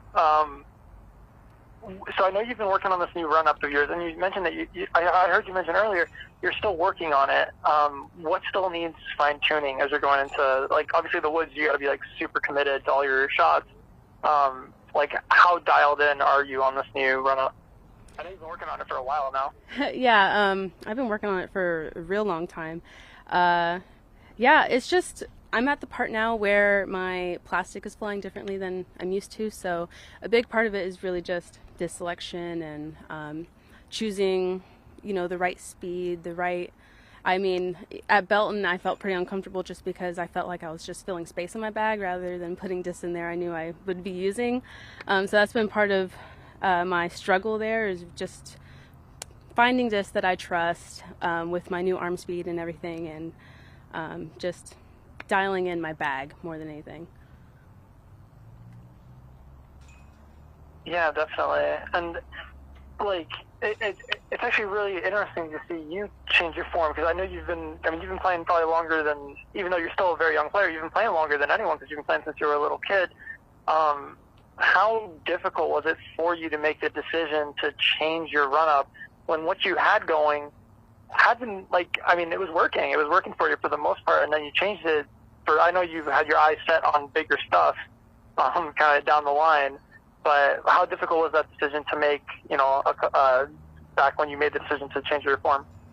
It was probably the most difficult decision of my career, probably just because, you know, I've never had to think about my form or anything since I was a little kid. So just stepping out of that comfort zone that, you know, that's my bread and butter. That's, you know, people look at my run up and know that that's my form.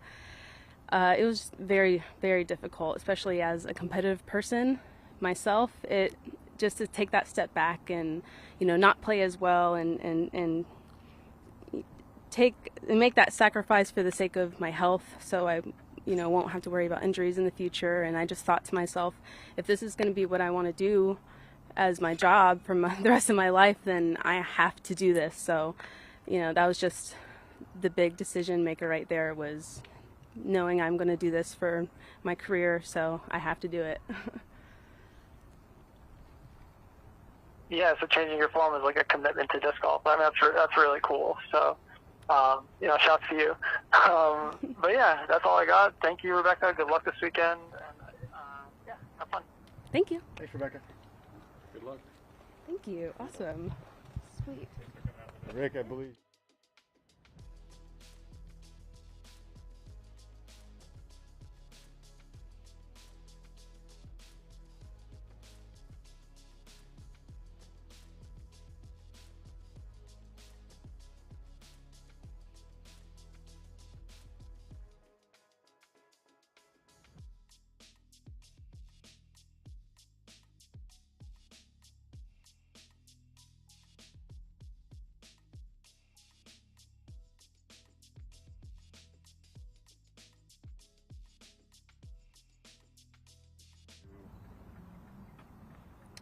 Here with Ricky Wysocki, coming off a thrilling win at the Open at Belton. Ricky, how you feeling this week? I'm feeling really good, and my confidence is high. I feel like my game's in a great spot right now. I feel like I didn't really take any off days. Normally I take Monday off and let the body recover, but my game's feeling so good. I want to keep the momentum going and really keep my reps going and really keep my swing where it's at right now. And so just practicing all week allowed me to feel like I keep my game at a high level. So you've been getting a lot of practice rounds in this week? Yeah. I've never played this course before, so it's kind of something I want to get a lot of rounds in to really dial in all these angles, a lot of funky angles out here, and a lot of different shots you have to throw and different distances and a lot of different landing zones that I want to figure out. And so I think the more rounds I have at dialing that in, the better chance I'm going to have during the tournament to play well. How comfortable do you feel coming to a new course, and how do you think the field's going to react to playing a course that they're not very familiar with?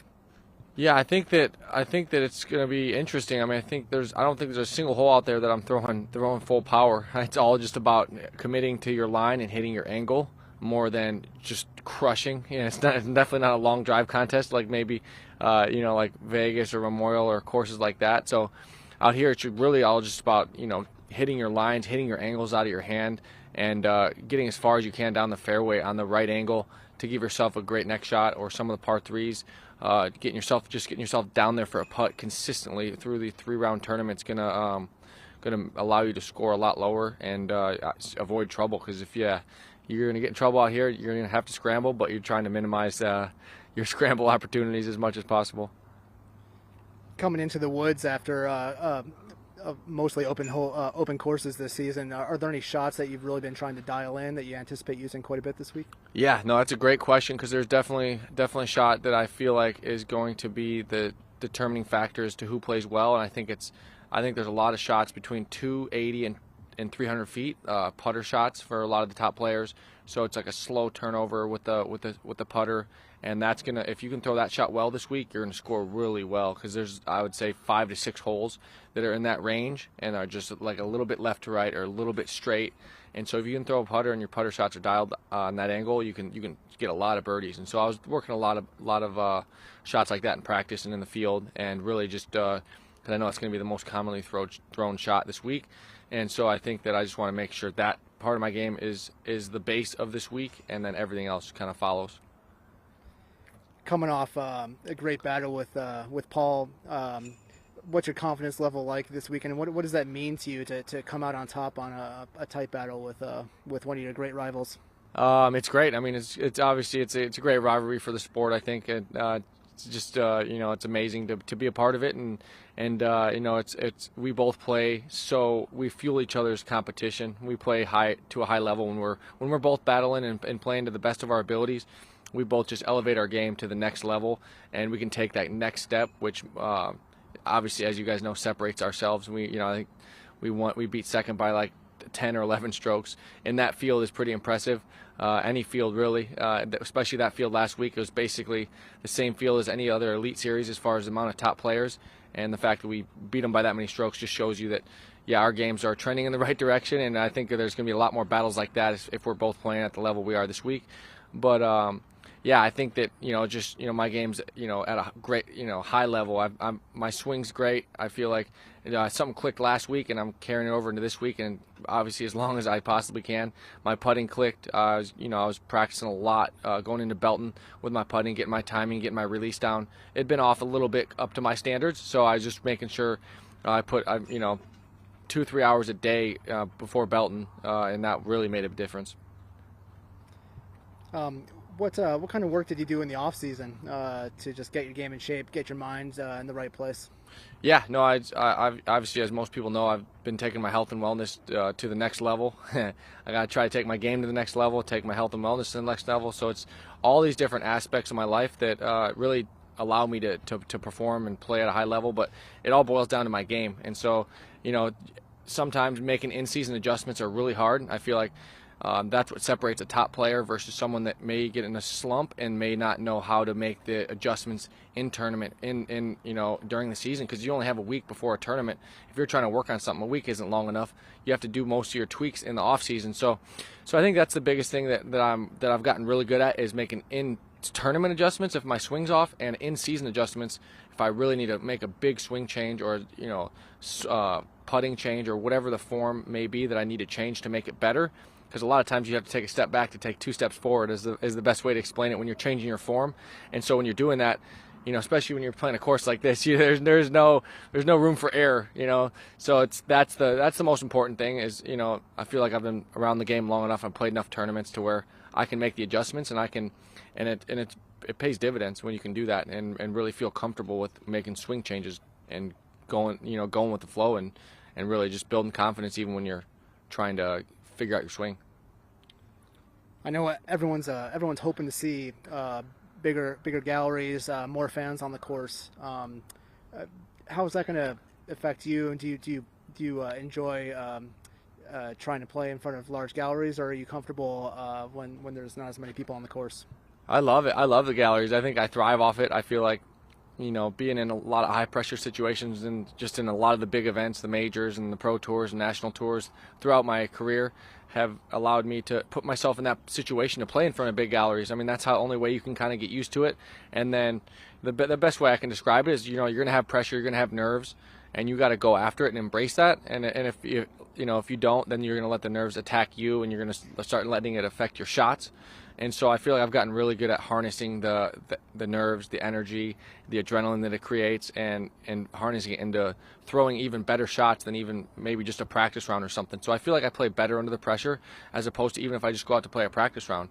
And so I think that when I get myself in that spot in a lead card with a huge gallery, then I rise to the occasion. I rise to you know, the fact that, you know, there's a lot of pressure on me. So I think that that's the biggest thing. Is that's why I talk about a lot just being in contention, because once you're in contention, things can happen.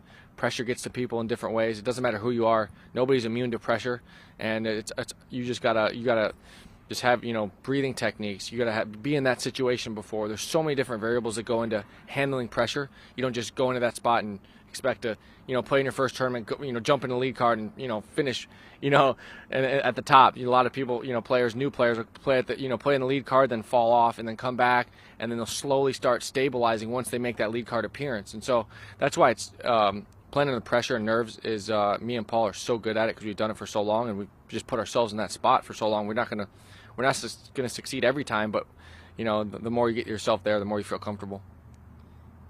Is that ability to rise under pressure, is that something you feel was inborn, something you were natural at, or is that something that you really had to work and develop? Yeah, it's definitely not something I was right off the get-go good at. I remember just like anybody, I played my first tournament and I was just so nervous. I was, you know, I'd like doing all kinds of stuff I'd never done before. You're like, I've never done that before. I threw that shot. It's horrible, you know, like, and so I definitely started like that. And then just, like I said, getting yourself in that spot and failing, and then you're like, you look back and you're like, all right, what can I do differently? How can I calm my nerves? Can I go through a breathing technique before each shot to basically calm your body down and get in a nice neutral state, as opposed to like a lot of people try to like throw real quick before they get nervous, which is like the worst thing you can possibly do. You want to go through your routine, go through all that stuff. And so sometimes it takes a lot of tournaments for you to be able to like figure out how to deal with that, and it can be harnessed in a lot of different ways. But yeah, I think it's definitely something that I feel like I'm really good at, and I'm a veteran now, so I think that it's something where I can just take that with me and know that I'm going to handle it well. You and Paul, you know, you're still young, but you're veterans. You've been on top of the game so long now. You know, how do you look at the young guys that are coming up? Do you see them as rivals, or do you see them as you see an opportunity for mentorship, or is it a bit of both? Yeah, I mean, it just depends on the players. I mean, it's you know, there's some players that come in and they just want to be super competitive, and that's great. You want to, you know, but there's also some players that look up to you and really, you know, want to learn and they're hungry for, you know, swing tips, you know, how to handle pressure, how to, you know, just growing as a player, all the things that go into that.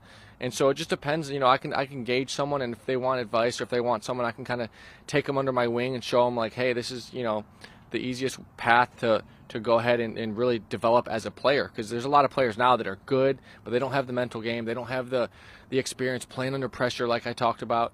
And so that's just going to come with time. And that's what we always hear athletes like, oh, you know, get them next time and all this other stuff. That's the worst thing you can hear. But like, you have to put yourself there to be able to fail to, to then get yourself there in the future and then succeed. So that's, there's a lot of players that are at that stage to where they're good enough, but they just don't have the mental experience to sustain a tournament. And if they play well, doing it consistently week in and week out. And that's why there's a, handful of players that are just right there week in and week out. And there's a reason for that. Mahmoud? Yo, Ricky.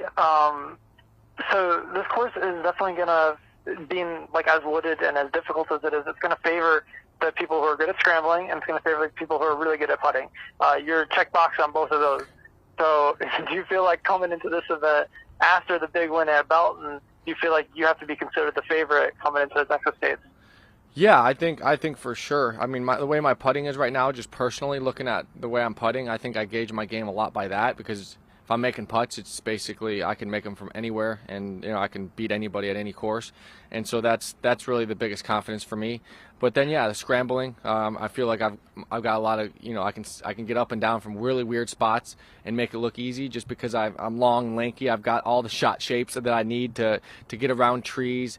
And so that all just plays a huge factor down the stretch, and even just every day, every round. It's a 3-round event, so you're going to get into weird spots, and you're going to have to be able to get out of them. So yeah, I think I feel like I've earned the right to be called the favorite this week, and I'm going to embrace it. And I think that it's something where I'm going to go out and attack the course, and there's a lot of shots that really fit my eye, and I'm really excited to attack the course and see what I can do. Awesome, man. And one last question. I mean, speaking of putting, when you're putting still undialed, I think it was hole 15 at Belton. You made the 50-footer uphill, and then you came back down the hill, and you got some hang time jumping off a rock. I haven't seen you that pumped up for a putt in quite some time. What was that? What did that putt mean to you? Like in the grander scheme of things, like in terms of how you feel about your game. Yeah, no, that's a great question. I mean, that putt was a deciding factor in that tournament, but it was also a deciding factor just with my confidence too, being under the pressure, having that putt to keep pace, and really it meant so much in that event. So I think that just hitting that putt under pressure boosted my confidence, not only for that event, but in the future, like this week and in future weeks. So that's something where I talk about momentum a lot, and that's momentum that I got by making that putt in that tournament, but not just that tournament, but for the season. I mean, that's a momentum shift in my direction. I felt like for the entire season, and that's amazing as an athlete. If you can find something like that to give you this confidence boost and the momentum boost, that's massive. And so that's why I'm feeling so good this week, so confident. And it, like you said, it's a lot to do with that actual putt. It's set up the tournament, and it's hopefully going to set up my solid season that I'm ready to have. Awesome, man. And last question, this is just for me personally. Where can I get those sunglasses because they look cool? These are, what are they? Yeah, they're Oakleys. These are sweet. I just got them at the Sunglass Hut, I think. I need some new lenses. They're a little scratched, but they work. All right, Ricky, good luck, bud. Thanks, dude. All right, thanks, Ricky. All right, guys.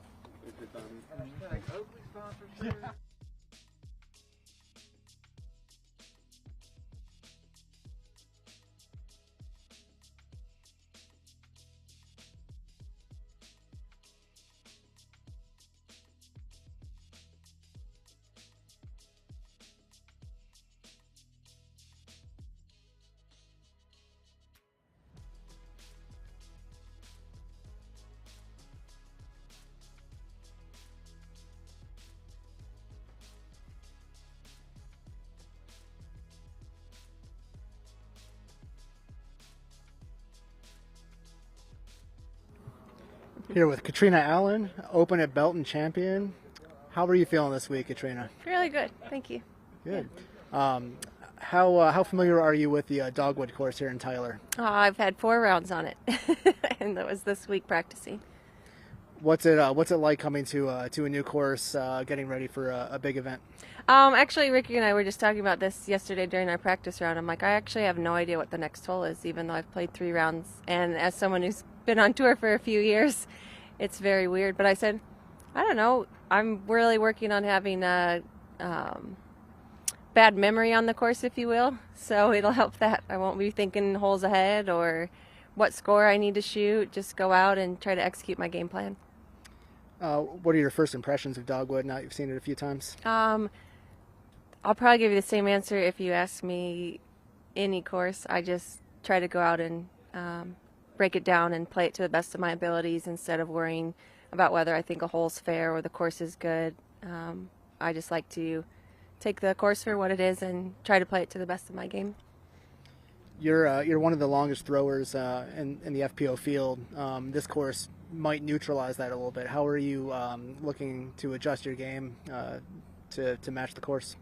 Just like I said, not going to think about things like that. I really try not to also think about what other players will be doing. I notice if I'm thinking like, oh, this is just a sidearm course, then I, again, get out of my game instead of just taking the holes for what they are and doing my best to execute the shots throughout the weekend.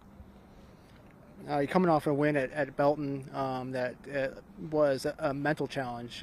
You were ahead, and then you had to fight down the stretch. What did it mean for you to come out on top?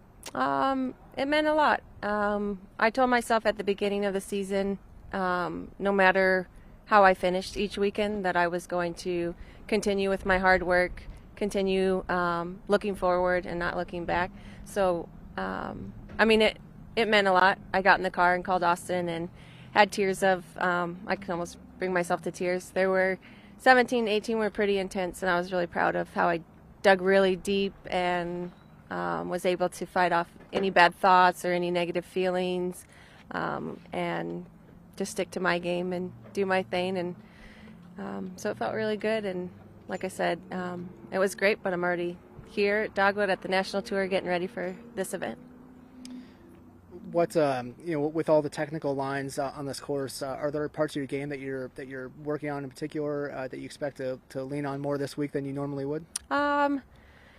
Yes and no. I feel like I said, I've tried to just, I have rollers, I have sidearms, I have hyzer flips, I can, force over, stable disc, whatever the gap or shot calls for. So, I guess just like I said, getting a game plan, attacking those shots. But I know that scrambling will come into play, and I've worked on sidearms and sidearm rollers and flex shots, and my patent pending is always really good, or step out shots. So I feel like I'm prepared. With a lot of players never having been here before, we kind of expect that the results might be unexpected this week. Are there any players that you're going to be keeping an eye on? How do you think the field is going to react to a lot of the unknown variables that they'll be facing this week? I mean, this is golf, so I'm playing the course, and like I said, if I am thinking about anyone else's game, I get out of my game. So I'm just going to be focusing on myself and my game, and like I said, executing the shots to the best of my ability, scrambling when I can, trying to have a short memory. But yeah, like I said, no idea what is going to come, and I think that might be refreshing for once. Instead of trying to defend a title or get the 4th win or whatever, I'm just going out and fresh, so focus on that. This is the first national tour event since October 2019. What do you think it means for the sport to have both of the top level tours back in action? What's the feeling out there among the players? I forgot it's been that long.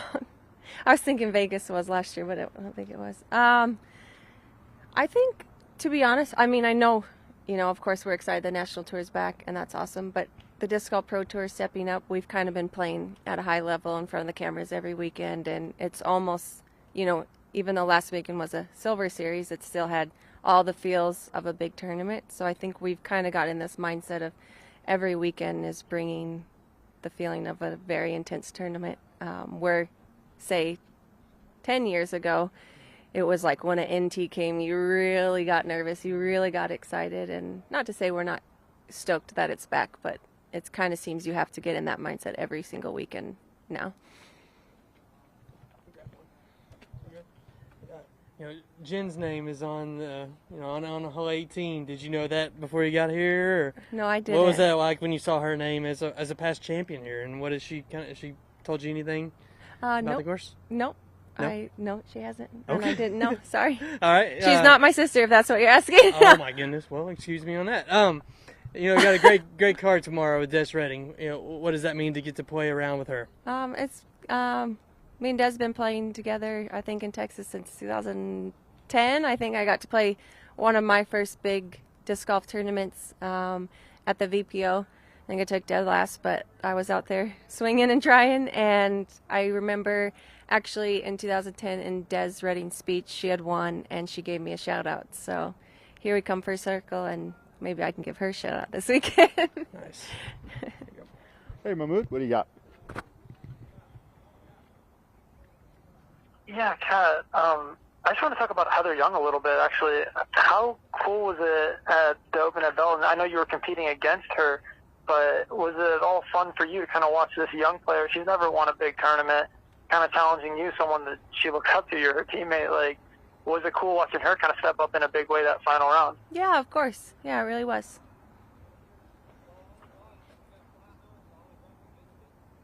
Yeah, and when we talked to Des earlier, you mentioned how you've been playing with her for a while. She actually mentioned that she feels like you're the closest one in the modern game that like kind of emulates her game.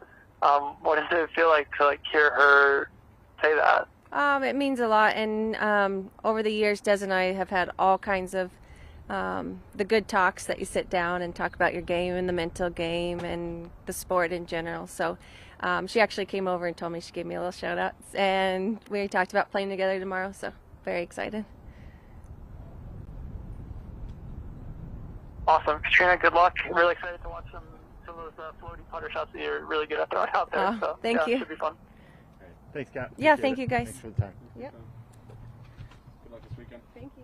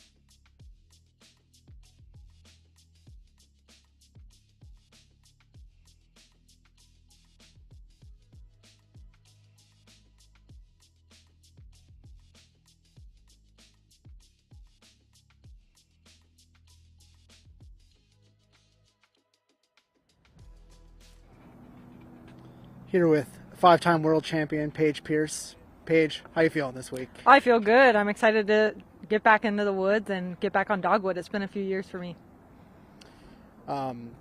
You are a multiple champion here at the Dogwood course at the Piney Woods Open, and most of the field is fairly unfamiliar with this course. Do you feel like that's going to give you a real advantage coming in? Yes and no. I think first of all, there's a lot of Texans here. So a lot of these girls, Maria, Des, seeing Des back out here, Stephanie Vincent, a lot of these girls I've played with here out at it used to be called, it was always called Texas States. I can't even remember. It's been so long. But I think there are some benefits of already knowing lines, but a lot of this course and lots of courses like this are who has the best scramble game, who's making the best shot selections. You know, when you get off the fairway, who is in the best mental state that is not going to panic and just going to get back out to the fairway. I joked about it at Waco that you just should have a stat that's like off the fairway and then off the Texas fairway, because there's not really getting up and down. So you kind of just have to take that out of your mindset that you are going to get a bogey and to just accept that and stay calm through it. So I think the experience is going to come from, those Texans that have played courses like this, and just the players that have a good mindset and a good scramble rate. Knowing this course well, what was your preparation like coming into the tournament? Any particular shots that you were looking to really dial in? Soft anhyzers, the disc just landing soft. Playing in the woods, I'm going down tempo a lot on my swing and just using slower discs. So I'm throwing a buzz on, I think, 11 of the holes. I'm throwing a buzz. Not really throwing much drivers at all out here, pretty much souls, buzzes, and fierces. So I think that's going to be a key to my success this week. When I am going to be hitting the trees, I'm not throwing a fast disc that's going to skip very far off the fairway. So I think that's the best thing that I can take into the tournament this weekend is stick to the game plan. If you get down or you want to try something crazy, don't do that. Just stick with the game plan, throw buzzes and under. By your standards, you had an off week when you were playing in Waco, and then you weren't at Belton. How important is it for you to come in this week and have a really strong showing? It's not really anything about Waco. I had one bad round there, but it's not anything about the past tournaments for me. It's more of this weekend is important because I'm preparing to win Worlds, and every tournament round, every shot leading up to that is very important because it takes the best mental state that you can possibly have for 7 days. So I think practice on a course like this where you are going to be in a position you're not familiar with is perfect preparation for that. So I'm really excited to put my skills to the test on this course and have that translate into the rest of the year. You're clearly one of the longest throwers in the FPO field, but this course neutralizes that a little bit. Mm-hmm. Do you feel like you're going to have to lean on other parts of your game more often than you normally would? Yeah, absolutely. Like I was saying, I'm only throwing a driver twice, hole 1 and hole 18. So it's pretty much just get to know my fierces, which I have. I mean, I threw the fierce almost every single hole at the Disc Golf Pro Tour Championships last year, and the commentators kept referring to it as my gap hitter. So, I pulled that exact same fierce out of the backup bin, put that back in because it's nice and beat in. And there's a lot of fairways out here that go from left to right. So you're going to need understable, glidey, slow discs, and I have a good lineup of those. The more success you have, the more expectations rise. Do you feel that pressure, and how do you adapt? Yeah, I feel pressure for sure. I feel a lot of pressure. I put myself, I have high expectations for myself. It's something where the companies I've aligned myself with, they don't care about my successes. They just want to support me. So everything is internal, this internal stress. And mostly I just want to play as best as I can. Every time I stand behind a lie, I want it to be the best shot possible. So I think that suits me well in tournament play because you have a full 30 seconds to calm down, throw, and I think that the pressure is there for sure, but I'm up for the challenge, and I've done pretty well over my career on pressure. Was this ability to rise under pressure, was this something that you felt that you were natural at, or is this something that you've developed over your career? I think I've definitely developed it over my career. I think growing up with a father, a lot of you probably watching who are fans of Texas State know my dad, Barry Wayne Pierce. He's kind of the tough love kind of dad. And so it's always kind of been something where he's like pushing me.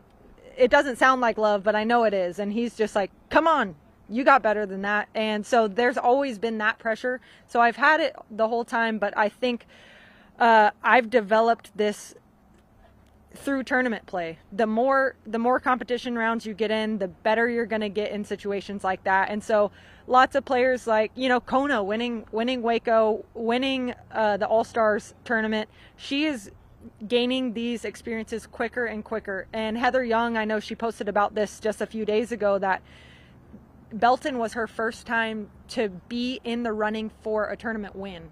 She's had lots of great finishes, but being on the last hole competing for the win, and she said she learned so much from it. And I really felt her words in that post because I've been there, and coming down the stretch knowing it's one stroke away, you got to make this shot, and she was throwing stuff in. So it's something where a lot of the competitors like Des Redding, she is going to have that coming down the stretch because she is a world champion. She's overcome those things. Catrina Allen is always going to be right there, but the players like Valerie Mandujano, Kona, the up-and-comers that have all the skill in the world, that's the only thing that I would say they need to experience more of, and that's coming every week when they're signing up for tournaments. They're getting more and more.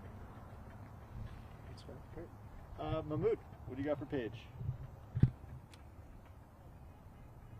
Yeah, Paige, I'd love to continue on that thread just a little bit that you were talking about, where there's so many up-and-comers in FPO. And Maria Oliva, we just heard earlier today that she's committed to touring the rest of the year. Like, what's it going to obviously you're on the top of the mountain right now. What's it going to take for there's like so many players that are bubbling up and just coming closer and closer. What's it going to take for one of these young players like a Heather or, or like a Rebecca Cox or any of them to kind of take that next step and become, get up on that tier with you and Hokum and Catrina? I'll just keep going on Heather because I have a lot of good examples with Heather. Playing with her last year at the U.S. Women's Championship, she hit that, 38-footer. It was outside circle one. 35, 38-footer to solidify third place.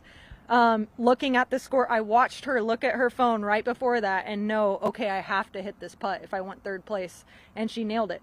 And same with Belton, where she knows, okay, I'm coming up. I'm trying to chase Catrina down. I'm throwing stuff in. I'm making up I think it was like 9 strokes or something she made up. I can't remember. But it's experiences like that. So that's what it's going to take, is being in that position, being confident in your abilities, being confident in your decision making, and just executing. Really, it's time and time again, just when you sign up for a tournament, you are putting yourself in position to have those experiences, but then you need the consistency as well.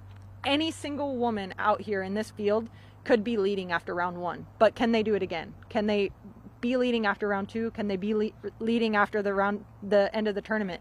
That's the thing, is handling the stressors of being the top spot that people are chasing down, or being on the top of chase card and you're really trying to get onto lead card. So expectations are something that you have to figure out. How high do I need to set my expectations where I can meet them, but where I don't let myself down? And I think that, like I'm saying on the last question, just comes into more and more experience. Mm-hmm. Yeah, absolutely. It's just going to be so fun to kind of see this field continue to grow and expand. One last question for you. I know you've been chasing this 1,000 rating for a long time now, and it's getting close. April 13th is the next update. So this event and the Lone Star Classic, I believe you're playing next week. Those will be the last events before the April 13th update. Is there a little bit of pressure that you're putting on yourself to try and get it for April 13th? Is a little more fire to try and shoot fire this weekend, so that you can get that 1,000 rating in a little less than a month here? Yeah, definitely. I think it's a huge long-term goal of mine. I definitely want to get to it, and knowing that Waco, I had a bad round on there, that'll definitely hurt, but I did have a good first round opening up there. It's definitely put some pressure on this event. I know I need to shoot above 990 rated to even have a chance. And I'm not sure if I'm playing the Lone Star Classic or not yet, so maybe that'll be a determining factor how well I do this weekend going into that next tournament. So yeah, to answer your question more simply, yes, it definitely puts more pressure on it. But again, it's something where I have that pressure and I know it's present right now, but once my tee time is up, I need to let that go and just focus on the shot at hand. And if I play to my game plan and throw my slow shots and scramble well, I should be just okay. Paige, thank you so much for your time. Thank you. Thank you, Paige. Thanks.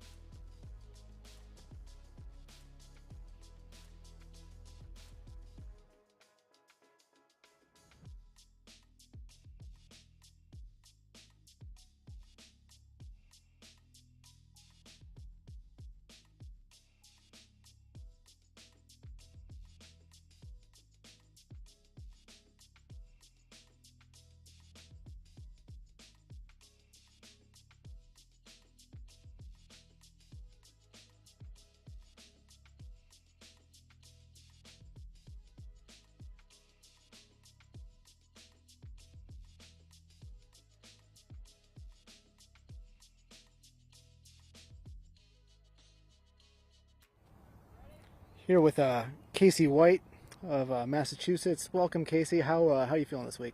I'm feeling great. Long course in the woods, it's right where I want to be. Pretty comfortable.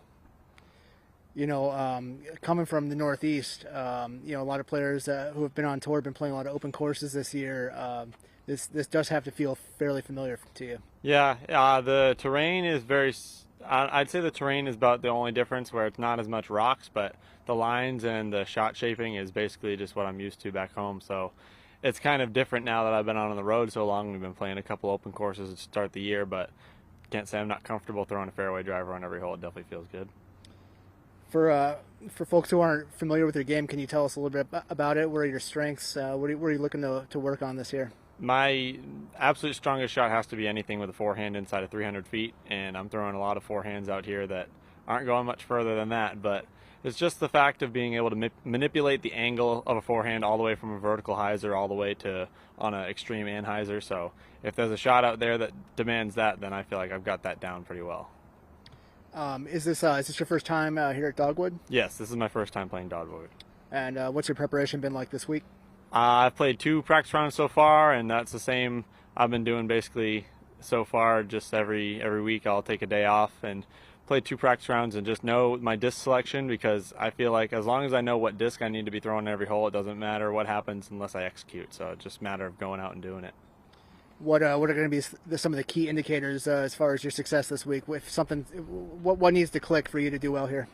Basically just get where I need to be in the fairway, and if I can just avoid bogeys, like that's, I feel like what I can do best is minimalizing bogeys and hitting my putts, and just if I do find myself off the fairway, just making sure that I'm getting up and down for par.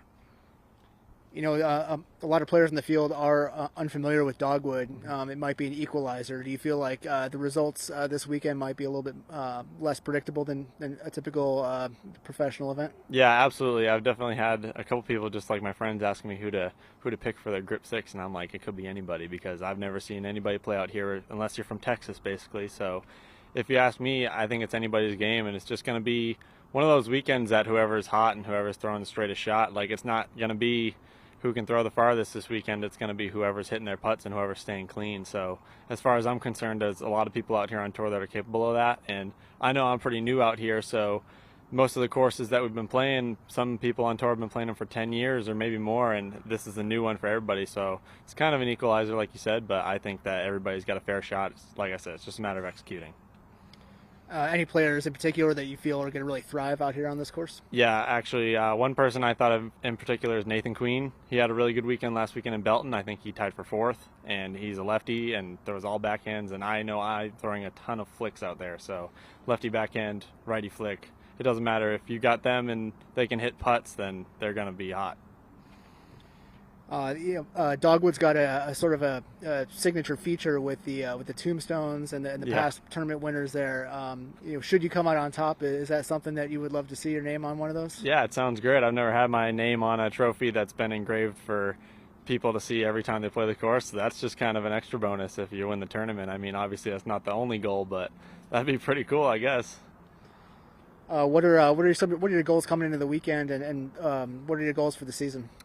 This weekend, my goal is basically to just still come back shooting hot. I mean, I'm not expecting anything large of myself. I never try to, but I feel like with my capabilities, if I can stay bogey free, I can lay up for birdies here and there, and I'll get birdies eventually. And if I were to go a bogey free weekend, I would be pretty happy, and I think that would be a solid finish for me. So if I guess that would be my only goal. But for the whole year, I'm still trying to lock down top 10 at an Elite Series. I got 6th place last weekend in Belton, but Elite Series event top 10 or top 5 for me, that would be solid. Also, either that or a lead card. Casey, you've been putting together some good rounds this year. Really solid at Belton. You put together a really good last round. We were getting ready to come find you out in the course. What's been working for you? Is something clicking for you that you're just finding some consistency out there? Yeah, at Belton, I was finding myself to just find the right spot in the fairway, making sure I was safe, and then just throwing it in the basket from there. It felt like the final round I had one of my best Circle 2 putting days I usually have. Like, I was telling my friends all the putts that I feel like after the round, I'm telling them, oh, if only those would have gone in, I felt like they were going in. So I made 3 putts in a row outside of circle 2 or inside circle 2, and then I made a couple in round 2 outside circle 2. So it was just the fact of having the confidence to know that if I put myself in range of the basket, I had a pretty good shot of putting it in. And carrying that over here, obviously you grew up right next to a course extremely wooded, has those really interesting lines over at Devon's, the General and the Hill. Are you going to be able to like lean on some of your, you've learned how to play in these types of conditions. Is this something, do you feel comfortable out there? Absolutely. I feel like this course is definitely a step up from the General, which is my home course, but it's the same shots. It's the late turning backhands that you have to start on a hyzer and then turn them over at 300 feet. Either that or it's the forehands that are the same thing. You're starting them out on a hyzer and they have to turn over at 300 feet. And then from there on, it's basically like a couple putter turnovers or mid-range straight shots. And yeah, like I said, just getting up and down, putting yourself in the middle, because as soon as you get off the fairway, that's when things can get ugly. So if you're just playing, if I can just stick to my game and just keep it clean, then that's all I'm looking for. But I mean, you have to almost expect to be off the fairway here. Yes, that's true. Yeah, you have to prepare for it. Leaning on that kind of scramble game, how important is that going to be for you? I think that with a couple of good tee shots out just off the edge of the fairway, like a step out flick is going to do me wonders this weekend. Great. Hold on a second here. Mahmood, do you have anything for Casey? Yeah, Casey, you're kind of, I know there's, there are a few players from that area, but there's not really a New England disc golfer on tour, and it feels like you're kind of carrying the flag for all of New England. Does it feel like you have that little extra pressure knowing that you're like the New England disc golfer on tour right now, and do you feel all the fan support at home when you're doing well like at Pelton? I mean, I would say it's probably the opposite of pressure. If anything, it's just kind of more confidence, just knowing that if anybody's going to do it, it's going to be me. So if I finish 50th place, there's nobody that they could compare me to. I'm still the only guy from the area getting 50th place on tour. So if I'm doing good or if I'm not, I know that no matter what, I have people back home supporting me. And I do have like a couple friends out here, like Marky Chapp is out on tour right now, and I know Nick Carl tends to hit a tour event here and there, but it's all friendly competition. So even if they were out here shredding, I'm just happy to see anybody from our area doing well. So if that happens to be me, then that's just an extra bonus.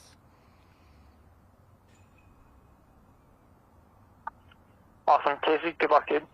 Thanks. Thanks, Casey. All right, cool.